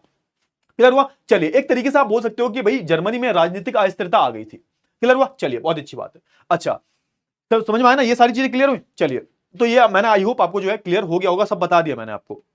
चलिए आगे हम बात कर लेते हैं। अच्छा, अब हम बात कर लेते हैं हिटलर के बारे में। अब देखो हमने कहानी क्या पढ़ ली, देखो इंपॉर्टेंट चीजें हमने पढ़ ली हैं कि भाई किस तरीके से यहां पर जो वेमा गणराज्य है वो एक तरीके से कितनी कमजोर पड़ चुकी है और लोग वेमा गणराज्य से कितनी नफरत कर रहे हैं, है ना। ये हमने प्रॉपर तरीके से पढ़ लिया नहीं पढ़ लिया, ठीक है, बहुत ही बढ़िया। अब हम जो है किसके बारे में बात करेंगे, अब हमारी पूरी स्टोरी में हमारी जो फिल्म चल रही है इसमें एंट्री होती है भैया हिटलर की। हिटलर दादा की एंट्री होती है। हिटलर की जो एंट्री होती है और हिटलर की एंट्री के बाद सब बदल जाता है। अब हिटलर की उदय की बात कर लेते हैं कि ऐसे में जब तड़काहट मचा हुआ है, जनता परेशान है, तो ऐसे में हिटलर की कैसे एंट्री होगी इसके बारे में थोड़ी सी चर्चा कर लेते हैं। अब देखो ध्यान से, अब होता ही है कि हिटलर का जन्म हुआ था कहां हुआ था सर, ऑस्ट्रिया में हुआ था, है ना। ऑस्ट्रिया आप देखोगे बिल्कुल जर्मनी के बगल में ही, आप देखोगे बिल्कुल पड़ोसी राज्य है ऑस्ट्रिया जर्मनी का। और एक गरीब परिवार में हुआ था, बहुत अमीर नहीं था, बहुत ही नॉर्मल खानदान में हुआ था। और उसका जन्म कब का बताया जाता है, तो 1889 में इसका जन्म हुआ था। 1889 में जन्म हुआ था, यानी कि फ्रांसीसी क्रांति के 100 साल बाद इसका जो है जन्म हुआ। और आप देखोगे इसका जन्म हुआ था ऑस्ट्रिया में और इसका बचपन काफी गरीबी में गया। आई एम रियली सॉरी, दोनों बातें सेम हो गई, कोई बात नहीं। और आप देखोगे कि ये जब प्रथम विश्व युद्ध हुआ था, किसी को पता नहीं होगा, लेकिन जब प्रथम विश्व युद्ध हुआ था, उस प्रथम विश्व युद्ध में हिटलर एक तरीके से नॉर्मल सैनिक की तरह लड़ा था। एक तरीके से उसने नौकरी की थी और वो इतना, अब ऐसा बताते हैं कि हिटलर के अंदर इतना राष्ट्रवाद था, ये अपने जर्मनी देश से इतना प्रेम करता था कि ये एक तरीके से लड़ा था इस युद्ध में। खैर था ही ऑस्ट्रिया का, लेकिन जर्मनी में आ गया था। इसने जर्मनी की बाद में नागरिकता ले ली थी। ये जर्मनी में आ गया था बाद में, उसने जर्मनी की नागरिकता ले ली थी और प्रथम विश्व युद्ध में जर्मनी के लिए लड़ा भी है ना। क्लियर हुआ। युद्ध में आप देखोगे जर्मनी की हार हुई और हार के बाद जब एक तरीके से वर्साय संधि को साइन किया जाता है ना, तो सबसे ज्यादा दुख किसको हुआ भाई, इसी को हुआ। ये बहुत नाराज था भाई, जब ये सब हुआ था, ये सब हो रहा था जर्मनी में, तो ये बहुत ज्यादा नाराज था। एक तरीके से इसको ऐसा लग रहा था कि मेरे देश की कितनी ज्यादा बेइज्जती की गई है, मेरे देश का कितना ह्यूमिलिएशन हुआ है सर। तो ये बहुत ज्यादा नाराज था। इसके बाद क्या, उसके बाद आप देखोगे 1919 में एक तरीके से ये क्या करता है, 1919 में एक पार्टी होती है, एक दल होता है, इसको बोला जाता है जर्मन वर्कर्स पार्टी। इस पार्टी को जो है एक तरीके से ज्वाइन कर लेता है, इस पार्टी का एक तरीके से छोटा सा सदस्य बन जाता है, शामिल हो जाता है इस पार्टी में। जैसे मैं कल को किसी पार्टी में शामिल हो जाऊं तो ये भी किसी पार्टी में शामिल हो जाता है। बाद में आप देखोगे हिटलर उसी पार्टी पर जो है कब्जा कर लेता है। यानी कि आप देखोगे ना, हिटलर एक अच्छा वक्ता था, वक्ता मतलब बोलने में बहुत अच्छा था। तो बाद में आप देखोगे हिटलर जो है इसी पार्टी का जो है क्या बन जाता है, इसी पार्टी का जो है नेता बन जाता है। बाद में इस पार्टी का नाम बदल कर ये कर देता है नेशनलिस्ट सोशलिस्ट, है ना, जर्मन वर्कर्स पार्टी 1919 में। और यही पार्टी जो होगी बाद में किसके नाम से जानी जाएगी, यही पार्टी जो होगी बाद में नाजी पार्टी के नाम से जानी जाएगी। तो समझो कि कितना ज्यादा प्रभावशाली था ये, कि एक पार्टी में सिर्फ एक नॉर्मल सदस्य की तरह गया और बाद में इतनी छाप छोड़ दी इसमें पार्टी पे कि पार्टी का ही नेता बन गया और बाद में उसी पार्टी का नाम बदलकर वर्कर्स पार्टी, एक तरीके से जर्मन, एक तरीके से, एक मिनट, एक तो नाम इसका बहुत कॉम्प्लिकेटेड, हाँ, nationalist socialist German workers party कर दिया। उसके बाद यही पार्टी जो होगी आगे चल के नाजी पार्टी के नाम से जानी जाएगी, है ना। उसके बाद क्या हुआ, उसके बाद आप देखोगे इसने कई बार पहले भी प्रयास किए थे कि जर्मनी पे कब्जा कर ले, है ना, जर्मनी के कुछ हिस्से पे कब्जा कर ले। तो आप देखोगे 1923 में इसने एक कोशिश की, है ना, इसने बवेरिया नाम की जगह है, इस पर कब्जा करने की कोशिश की, अपना सत्ता अपने हाथ में लेने की कोशिश की, लेकिन ये असफल रहा और एक तरीके से इसको जेल में डाल दिया गया। 6-7 महीने, 1 साल तक ये जेल में भी रहा था, जहां इसने एक तरीके से अपनी ऑटोबायोग्राफी भी लिखी है अपनी, है ना, एक तरीके से अपने खुद की जीवन की कथा लिखी है इसने।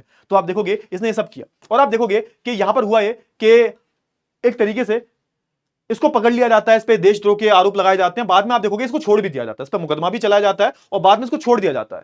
अब क्या हुआ भाई, अब हुआ है कि 1930 के दशक में मैंने बताया था आपको 1929 से क्या चला था, 1929 से 30 के बीच 32 तक क्या चली थी सर, महामंदी चली थी।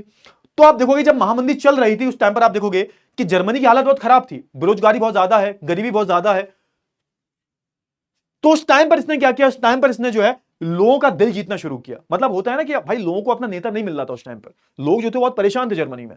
अब लोगों को अपना एक नेता चाहिए था, एक ताकतवर नेता। अब क्योंकि जो हिटलर था वो बोलने में बहुत अच्छा था, सपने दिखाने में बहुत अच्छा था, उसने कई वादों को पूरा भी किया। तो जर्मन जो हिटलर की पार्टी है, हिटलर की जो नाजी पार्टी है, वो एक तरीके से क्या कर रही है सर, एक तरीके से आप देखोगे ये प्रचार कर रही है, लोगों के दिल पर जो है एक तरीके से राज करने की कोशिश कर रही है। अब इस पार्टी को धीरे धीरे जन समर्थन मिलना शुरू होगा, यानी कि लोग जो है इस पार्टी को धीरे धीरे सपोर्ट करना शुरू करेंगे।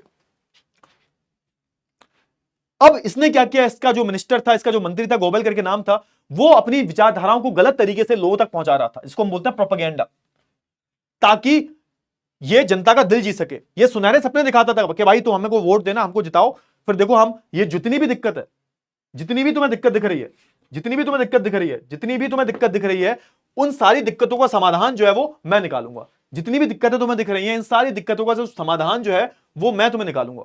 ये बोल रहा है अपनी जनता से, तो हमको वोट दो, जिताओ यार। आप कहोगे सर जीता ये? नहीं, जीता नहीं। जब चुनाव हुए, जब 1928 में चुनाव हुए, तो उसकी पार्टी को महज 2.6% वोट मिले। मतलब ये कोशिश तो की इन्होंने, जैसे होता है ना बहुत सारी पार्टियां कोशिश करती हैं तो इनको वोट मिल जाते हैं, लेकिन जीत सरकार नहीं बनी। वोट मिले सिर्फ कितने, 2.6%। मतलब अभी बहुत कसर बाकी थी। लेकिन जब 1928 के बाद अगले जब इलेक्शन हुए 1932 में, तो नाजी पार्टी जर्मनी की सबसे बड़ी पार्टी के रूप में उभरी। यानी कि ये बोलने में इतना अच्छा था कि भाई इसने क्या किया, इसने लोगों के दिल पर राज किया, इसने सपने दिखाए भाई कि ये इतनी भी गरीबी है ये मैं दूर करूंगा, तो तुम्हारी दिक्कतें परेशानी जो है वो मैं दूर करूंगा। और इसने ऐसा किया भी, और इसको 37% वोट मिले। क्यों मिले? क्योंकि ये बहुत ज्यादा प्रभावशाली व्यक्ति था, इसको भाषण देने की कला बहुत अच्छी थी, भाषणबाजी बहुत अच्छी करता था ये। और एक तरीके से आप देखोगे कि ये एक तरीके से जो वर्साई की संधि हुई थी इसका बदला लेना चाहता था। जो जो जर्मनी पर मित्र राष्ट्रों ने कष्ट ढोए थे उनका ये बदला लेना चाहता था। क्लियर हुआ ना? हाँ ना? फटाफट से। ये एक तरीके से लोगों को रोजगार के अवसर देने की बात करता था, एक सुनहरे भविष्य की जो है जर्मनी के लोगों से बात करता था, और जनता उस पर जो है एक तरीके से विश्वास भी कर लेती थी। क्लियर हुआ? क्लियर हुआ? हाँ या ना? फटाफट से बताओ। क्लियर हुआ? हाँ, चलिए बहुत ही बढ़िया। अच्छा, आप देखोगे कि अब क्योंकि किसी भी अर्थव्यवस्था को सुधारने के लिए आपको क्या चाहिए सर, आपको बड़े बड़े अर्थशास्त्रियों की जरूरत होती है, यानी कि इकोनॉमिस्ट की जरूरत होती है, जो बताएंगे, जो प्लान करेंगे कि आपके देश को आगे कैसे ले जाना है, आपके देश की जो आर्थिक स्थिति है वो कैसे ठीक करनी है। तो आप देखोगे कि ऐसा ही हिटलर का एक तरीके से इनके एक मित्र थे, मित्र तो नहीं बोल सकते, इनके साथ ही काम करते थे, जो एक बहुत बड़े अर्थशास्त्री थे जिनका नाम था हजमल शैक्स करके नाम था, हजमल शैक्स करके नाम था इनका। ये बहुत बड़े अर्थशास्त्री थे। इन्होंने क्या किया, इन्होंने एक तरीके से आर्थिक गतिविधियों को जो है जर्मनी में बेहतर किया। इनकी मैं बात करूं, इन्होंने बहुत सारे प्लान बनाए ताकि लोगों को जो है रोजगार मिल सके, है ना, अलग अलग योजनाएं बनाई। तो शार्क ने क्या किया, शार्क ने जो है बहुत सारी जो है सरकारी पैसों से योजनाएं बनाई ताकि इनके लोगों को जो है एक तरीके से क्या मिले, एक तरीके से रोजगार मिल सके। एक तरीके से आप देखोगे इन्होंने फ्रिष्टी उत्पादन, है ना, फ्रिष्टी रोजगार जो है कार्यक्रम शुरू किए, जिसमें आप देखोगे बड़े पैमाने में रोजगार दिया जाता था, है ना, जनता को संतुष्ट किया जाता था। बहुत सारी उस टाइम कंपनी खुली, जैसा आप देखोगे ना वॉक्सवैगन जो कंपनी है वही उस टाइम बनी थी, मर्सिडीज की हम बात करें, अलग अलग जो बड़ी बड़ी ऑटोमोबाइल्स कंपनी है वो उस टाइम पर जर्मनी में बन रही थी। और आप देखोगे उनका उद्देश्य ये था कि भाई हमें क्या करना है, हमें जो एक तरीके से जर्मनी को आगे ले जाना है। आप देखोगे अलग अलग सुपर हाईवेज वगैरह का निर्माण किया जाता है, यानी कि यहाँ पे आप देखोगे बड़ी बड़ी जो ऑटोमोबाइल्स कंपनी है इनका जो है निर्माण किया जाता है। उसमें एक कंपनी थी, इसका नाम था फॉक्सवैगन, है ना। फॉक्सवैगन कंपनी की गाड़ियां देखी आपने, बहुत सारी गाड़ियां आती हैं इनकी, आपने देखा होगा फॉक्सवैगन, स्कोडा वगैरह, ये सब एक ही कंपनी की गाड़ी है। आप देखोगे इन सारी योजनाओं से आप देखोगे बड़ी बड़ी कंपनियों का निर्माण भी किया जाता है, और जनता जो है एक तरीके से जनता के पास इतना पैसा भी आने लगता है क्योंकि रोजगार बढ़ जाता है। ये थे देखो हजमल सैक्स करके ये बंदा है, ये देख लो, देखो ध्यान से देख लो, ये यही बंदा था। इसने हिटलर के लिए आर्थिक नीतियां बनाई थी जिससे जर्मनी को बहुत ज्यादा फायदा हुआ था। क्लियर हुआ? हाँ, तो ये सब कौन कर रहा था, ये भाई साहब कर रहे थे। क्लियर हुआ? चलिए बहुत ही बढ़िया। अच्छा, अब इनकी विदेशी नीति की बात कर लेते हैं हम। विदेशी नीति क्या रही भाई हिटलर की? अब क्योंकि हिटलर जो है सरकार में आने वाला है भाई, सरकार में अगर आने वाला है तो उसकी विदेशी नीति क्या होगी, अलग अलग देशों को क्या नीतियां रहेंगी इसकी, दो थोड़ा सा बात कर लेते हैं। 1933 में आप देखोगे सत्ता में आने के बाद क्या किया हिटलर ने, सबसे पहली बात क्या की इसने हिटलर ने विदेशी नीति में आई कई सारी सफलता को हासिल किया। जैसे कि आप देखोगे इसने सबसे पहले क्या किया, सबसे पहले इसने लीग ऑफ नेशन को छोड़ दिया। सर ये लीग ऑफ नेशन क्या था? तो जैसे आज के टाइम पर हमारे देश में यूएन है ना, यूएन आपने देखा यूनाइटेड नेशन, इसका कोई मतलब नहीं होता। यूएन को क्यों बनाया गया था? ताकि द्वितीय विश्व युद्ध के बाद यूएन को बनाया गया था। इसको इसलिए बनाया गया था ताकि भविष्य में ऐसा कोई युद्ध ना हो। इसलिए आप देखोगे प्रथम विश्व युद्ध के बाद भी क्या बनाया गया था, प्रथम विश्व युद्ध के बाद भी लीग ऑफ नेशन बनाया गया था। लीग ऑफ नेशन इसलिए बनाया गया था ताकि भविष्य में कोई प्रथम विश्व युद्ध जैसा युद्ध ना हो, ताकि हम सब बैठकर बातें करके समस्याओं को सुलझा लें। जैसे आज के टाइम पर यूएन है, वैसे उस टाइम पर क्या होता था, उस टाइम पर लीग ऑफ नेशन हुआ करता था। तो ये बड़ा चालाक था हिटलर, इसने बोला कि भाई हम जो है लीग ऑफ नेशन का हिस्सा नहीं बनना चाहते, है ना, क्योंकि ये तो सोच के बैठा था ना कि इसको युद्ध करना है। तो इसने क्या किया, सबसे पहले इसने लीग ऑफ नेशन छोड़ दिया। 1936 में इसने क्या किया, 1936 में इसने एक तरीके से राइनलैंड जो था, है ना, जो औद्योगिक क्षेत्र जो था राइनलैंड, इस पर कब्जा कर लिया था मित्र राष्ट्रों ने, उसको जो है कब्जा कर लिया, मतलब छुड़वा लिया, है ना, मतलब एक एक चीज करवाएगा ये। आप देखोगे जो कोयला क्षेत्र जो था उसको भी इसने छुड़वा दिया। अब सोचो देखो, उसका नारा क्या था, उसका नारा था एक जन एक साम्राज्य एक नेता। मतलब ये एक तरीके से लोकतांत्रिक सरकार पर विश्वास करता ही नहीं था। ये विश्वास करता था किस पर सर, ये विश्वास करता था सिर्फ और सिर्फ तानाशाही पर, कि भाई एक जनता होनी चाहिए, एक ही साम्राज्य होना चाहिए और एक ही नेता जो है हिटलर। और 1938 में आप देखोगे हिटलर ने क्या किया, हिटलर ने अपने साथ में जो ऑस्ट्रिया था उसको जर्मनी में मिला लिया, है ना, क्योंकि आप देखोगे ना ऑस्ट्रिया और जर्मनी की जो संस्कृति है वो बहुत बहुत समान है। और क्योंकि ऑस्ट्रिया छोटा देश भी है, तो उसने क्या किया सर, इसने ऑस्ट्रिया को अपने साथ में मिला लिया। इसके बाद आप देखोगे इसने चेकोस्लोवाकिया को जर्मन भाषी, है ना, सुडेनलैंड क्षेत्र पर कब्जा किया, अलग अलग क्षेत्रों पर कब्जा किया था इसने। चेकोस्लोवाकिया की हम बात करें, चेकोस्लोवाकिया का जो हिस्सा है जहां पर जर्मन भाषा बोली जाती है उसको भी एक तरीके से अपने कब्जे में ले लिया। और फिर बाद में क्या करेगा, बाद में पूरा का पूरा चेकोस्लोवाकिया को, है ना, चेकोस्लोवाकिया को जो है एक तरीके से कब्जे में ले लेगा। ये भी एक तरीके से आपको यूरोप में देखने को मिलता है। पहले जर्मन वाले हिस्से, जर्मनी भाषा जहां बोली जाती थी उसको कब्जे में लिया, उसके बाद पूरे ही चेकोस्लोवाकिया को जो है एक तरीके से अपने कब्जे में ले लिया। इस दौरान आप देखोगे इंग्लैंड और फ्रांस भी उसे चुपचाप समर्थन देते रहे, एक तरीके से उससे कुछ बोल नहीं रहे थे। इस टाइम पर आप देखोगे ना, जर्मनी की बात करूं, इंग्लैंड की बात करूं, इनको समर्थन, मतलब ये जर्मनी और इंग्लैंड उस टाइम पर हिटलर को सपोर्ट कर रहे थे कि भाई ये तो अपनी हक की लड़ाई लड़ रहे हैं, क्या दिक्कत है। फिर क्या हुआ आप देखोगे 1930, ये तो मैंने ऑलरेडी बता दिया था आपको, ये तो ऑलरेडी मैंने आपको बता दिया कितने वोट मिले थे। हाँ ये भी मैंने आपको बता दिया, अच्छा वक्ता था। हाँ ये मैंने ऑलरेडी सब बता दिया था आपको। हाँ थोड़ा सा ये देखो कि इनकी अगर मैं बात करूं तो इनकी ना, इनकी पार्टी की अलग पहचान हुआ करती थी, इनकी पार्टी की आप देखोगे अलग पहचान हुआ करती थी। आप देखोगे कि इनकी पार्टी का अलग झंडा था, जिसपे एक तरीके से जो सतिया जो होता है ना, एक तरीके से जो ये देखो, ये अपना वाला सतिया नहीं है, अपने हिंदू धर्म में अलग होता है। ये इसकी विचारधाराओं को दर्शाता था। ये जो सतिया आप देख रहे हो, इसको हम सतिया बोलते थे बेसिकली, सतिया बोलते हैं इसको, हाँ ठीक है। स्वास्तिक भी बोलते हैं, स्वास्तिक, है ना, स्वास्तिक बोलते हैं इसको हम। तो ये जो स्वास्तिक जो था, ये जो स्वास्तिक साइन जो है, ये जर्मनी की पार्टी को दर्शाता था। इनकी हर चीज का अलग अलग तरीका था, लाल झंडा था इनके पास, है ना, इनके अलग पैम्फलेट हुआ करते थे, इनके खास अंदाज था इनका ताली बजाने का। तो एक पूरी की पूरी जो है एक तरीके से ये नाजी पार्टी नाम की ब्रांड को क्रिएट कर रहे थे, है ना। अलग अलग इनके अलग ही सीन था भाई, पूरा का पूरा पार्टी अलग थी, इनकी अलग ही विचारधाराएं थी सर। लोग इतने बड़े फैन थे कि भाई हिटलर को जो मसीहा मानते थे सर, एक तरीके से मसीहा मानते थे, क्योंकि उनको ऐसा लगता था हिटलर जो है उनको आर्थिक संकट से जो है बाहर निकालेगा। अब हुआ क्या, हुआ ये कि यहां पे बात की जा रही है 1933 की, है ना, यानी कि जब इसके हाथ में सत्ता आने वाली थी उस बीच की बात की जा रही है। तो आप देखोगे उस टाइम पर जो जर्मनी के राष्ट्रपति थे वो थे हिंडनबर्ग। हिंडनबर्ग ने क्या किया भाई, हिंडनबर्ग ने एक तरीके से 30 जनवरी 1933 को हिटलर को चांसलर पद पर बिठा दिया, यानी कि ये पूरी जर्मनी का चांसलर बन गया। यानी कि चांसलर जो पद होता था उस टाइम पर सबसे बड़ा पद होता था, सबसे बड़ा पद होता था। यानी कि आज का हम अगर अपने देश की बात करें तो प्रधानमंत्री जैसा, तो चांसलर भी आप देखोगे जर्मनी का सबसे बड़ा पद है ना। मंत्रिमंडल का आप देखोगे सबसे सर्वोच्च पद होता है, जैसा आज का जो प्रधानमंत्री है सबसे बड़ा पद होता है। क्लियर हुआ ना, हाँ है ना, फटाफट से बताओ जल्दी से।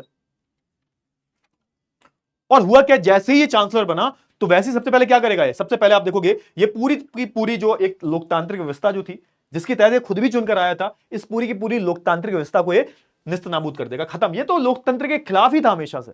तो जैसे ही चांसलर बनता है भाई, पहले तो ये करता है ना, पहले क्या करता है, पहले जर्मनी की संसद में फरवरी में आग लगवा दी इसने रहस्यमय तरीके से, और इसने खुद ही लगवाई थी, बाद में पता लगा इसने आग खुद ही लगवाई थी। और जब इसने आग लगवाई तभी इसने खुद बोला कि भाई एक लोकतांत्रिक व्यवस्था में हम लोकतंत्र का जो सबसे मजबूत स्तंभ है संसद, इसको नहीं बचा पाए तो एक ऐसी लोकतांत्रिक व्यवस्था से फायदे क्या है। तो इसने पहले खुद ही जर्मनी की जो संसद है उसमें आग लगवाई, और फिर खुद ही क्या बोला, खुद ही बोला कि भाई एक लोकतांत्रिक देश में हम एक अपनी संसद को नहीं बचा पाए। जो संसद का मतलब क्या हुआ, एक भाई लोकतंत्र को कौन चलाता है, संसद नाम की संस्था चलाती है। तो उसने यही बोला कि भाई हम जो है एक तरीके से अपनी संसद को नहीं बचा पाए तो कैसा ये लोकतंत्र है, खत्म करो इस लोकतंत्र को। और इसके बाद क्या हुआ, इसके बाद आप देखोगे 28 फरवरी 1933 को इसने एक डिग्री की घोषणा की, मतलब इसने एक घोषणा करी। डिग्री मतलब क्या होता है, सरकार की जो घोषणा आती है, और ये एक तरीके से अध्यादेश होता है जो सरकार के द्वारा दिया जाता है। और इसके अनुसार आप देखोगे कई नागरिक अधिकारों की जो है को निलंबित कर दिया गया, बहुत सारे नागरिक अधिकार मतलब इसने अपने रंग दिखाने शुरू कर दिए। और अधिकतर जो कम्युनिस्ट पार्टी के जो नेता थे, अलग अलग जो पार्टी बनी थी, मैंने बताया था आपको, जो स्पार्टिश लीग थी, इसने बाद में एक पार्टी बना ली थी, कम्युनिस्ट पार्टी ऑफ जर्मनी। तो बहुत सारे जो कम्युनिस्ट नेता थे अलग अलग जो इसके विरोधी नेता थे, इन सबको कंसंट्रेशन कैंप में डलवा दिया। अब ये कैंप क्या होते थे? Concentration camp. ये बड़े बड़े आपको दिख रहा है, ये पीछे पीछे बहुत बड़े बड़े जो कैंप दिख रहे हैं, बड़े बड़े कमरा बना हुआ है, देखो ऐसा करके कुछ है ना, ये कमरा बना हुआ है, इन कमरों में इनको रखा जाता था। और ये देखो, ये देख रहे हो, ये कितने सारे आपको यहूदी लोग दिख रहे हैं, इन सबको जो है मार दिया जाता था बाद में, बड़े बड़े गैस चैम्बर में ले जाके इनको जो है मौत के घाट उतार दिया जाता था। क्लियर हुआ? चलिए आप देखोगे कि इसने प्रॉपर तरीके से 3 मार्च 1933 को एक तरीके से क्या एक विशेष अधिकार, एक अधिनियम पास किया, यानी कि एक कानून पास किया। इसको बोला गया इंग्लिश में इनेबलिंग एक्ट। अब इस इनेबलिंग एक्ट में क्या था? इसमें इनेबलिंग एक्ट के जरिए हिटलर ने पूरी जर्मनी को अपने आप का तानाशाह घोषित कर दिया, यानी कि अब हिटलर जो होगा वो पूरी जर्मनी का तानाशाह होगा। आप देखोगे कि नाजी पार्टी को छोड़कर बाकी हर पार्टी को जो है बैन कर दिया गया। क्लियर हुआ है ना? फटाफट से बताओ। हाँ, तो जो भी नागरिक इनका विरोध करते थे उनको उठा उठा के जेल में डाल दिया जाता था, कंसंट्रेशन कैंप में डाल दिया जाता था। जितने भी इनके विरोधी नेता थे इनको या तो मार दिया गया या फिर अलग अलग बड़े बड़े कंसंट्रेशन कैंप में ले जाकर इनको डाल दिया गया। क्लियर हुआ? चलिए अब आप देखोगे कि अच्छा, अब यहां पे हिटलर की नीतियों की बात कर लेते हैं कि इसने अपनी इनकी नीति क्या थी और अपनी नीति को विस्तार कैसे किया। आप देखोगे कि हिटलर को यह लगता था कि देखो कि किसी भी देश को आगे बढ़ाने के लिए क्या होने चाहिए, किसी भी देश को आगे बढ़ाने के लिए संसाधन होने चाहिए, और संसाधन को जुटाने के लिए आप देखोगे इलाके का विस्तार करना बहुत जरूरी है। यानी कि ये इसने एक तरीके से विस्तारवाद की नीति अपनाई, यानी कि ये जो है जर्मनी को जर्मनी में ही सीमित नहीं रहना चाहता था। ये जर्मनी नहीं, मैंने नहीं किया भाई, ये जर्मनी को आगे बढ़ाना चाहता था, ये जर्मनी को जो है आगे बढ़ाना चाहता था। तो इसने क्या किया कि हमें जर्मनी को आगे बढ़ाने के लिए क्या करना पड़ेगा, क्योंकि हमें संसाधनों की जरूरत है, और क्योंकि हम विकास अपने तभी कर सकते हैं जब हमारे पास क्या होंगे, संसाधन होंगे। तो संसाधन इतने तो हमारे पास है नहीं, तो हम क्या करेंगे, हम विस्तारवाद की नीति अपनाएंगे, हम दूसरे देशों पर भी कब्जा करेंगे। और हुआ ये कि 1939 के सितंबर में जर्मनी ने अपना रंग दिखाया और फाइनली द्वितीय विश्व युद्ध शुरू हुआ। और पोलैंड पे हमले के साथ, सबसे पहले हमला कहां पर हुआ था? पोलैंड पर।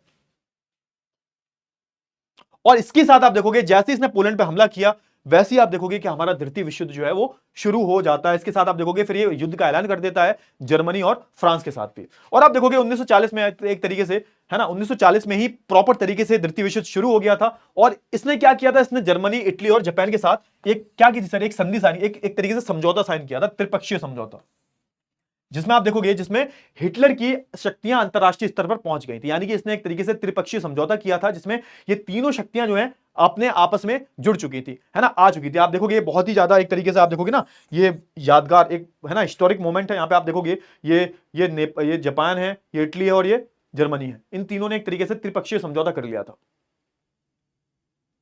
क्लियर? हाँ है ना? फटाफट से बताओ जल्दी से। और यहां पे इसने क्या करना शुरू किया, यहां पे इसने अलग अलग हथकंडे अपनाने शुरू किए। जर्मनी की बात करूं, जहां जहां इसने कब्जा किया, वहां वहां इसने क्या किया, अपनी कठपुतली वाली जो सरकार थी, यानी कि जो नाजी पार्टी को समर्थन करती थी, वैसी सरकार बनाना शुरू की। और इस तरह से आप देखोगे 1940 में आखिर तक हिटलर अपने चरम शिखर पर पहुंच चुका था। मतलब एक तरीके से आप बोल सकते हो कि एक तरीके से पीक पर था अपने, है ना, एक तरीके से ये अब जो है एक द्वितीय विश्व युद्ध की शुरुआत हो चुकी थी। और इसका केंद्र क्या था? उसका केंद्र था पूरा का पूरा यूरोप।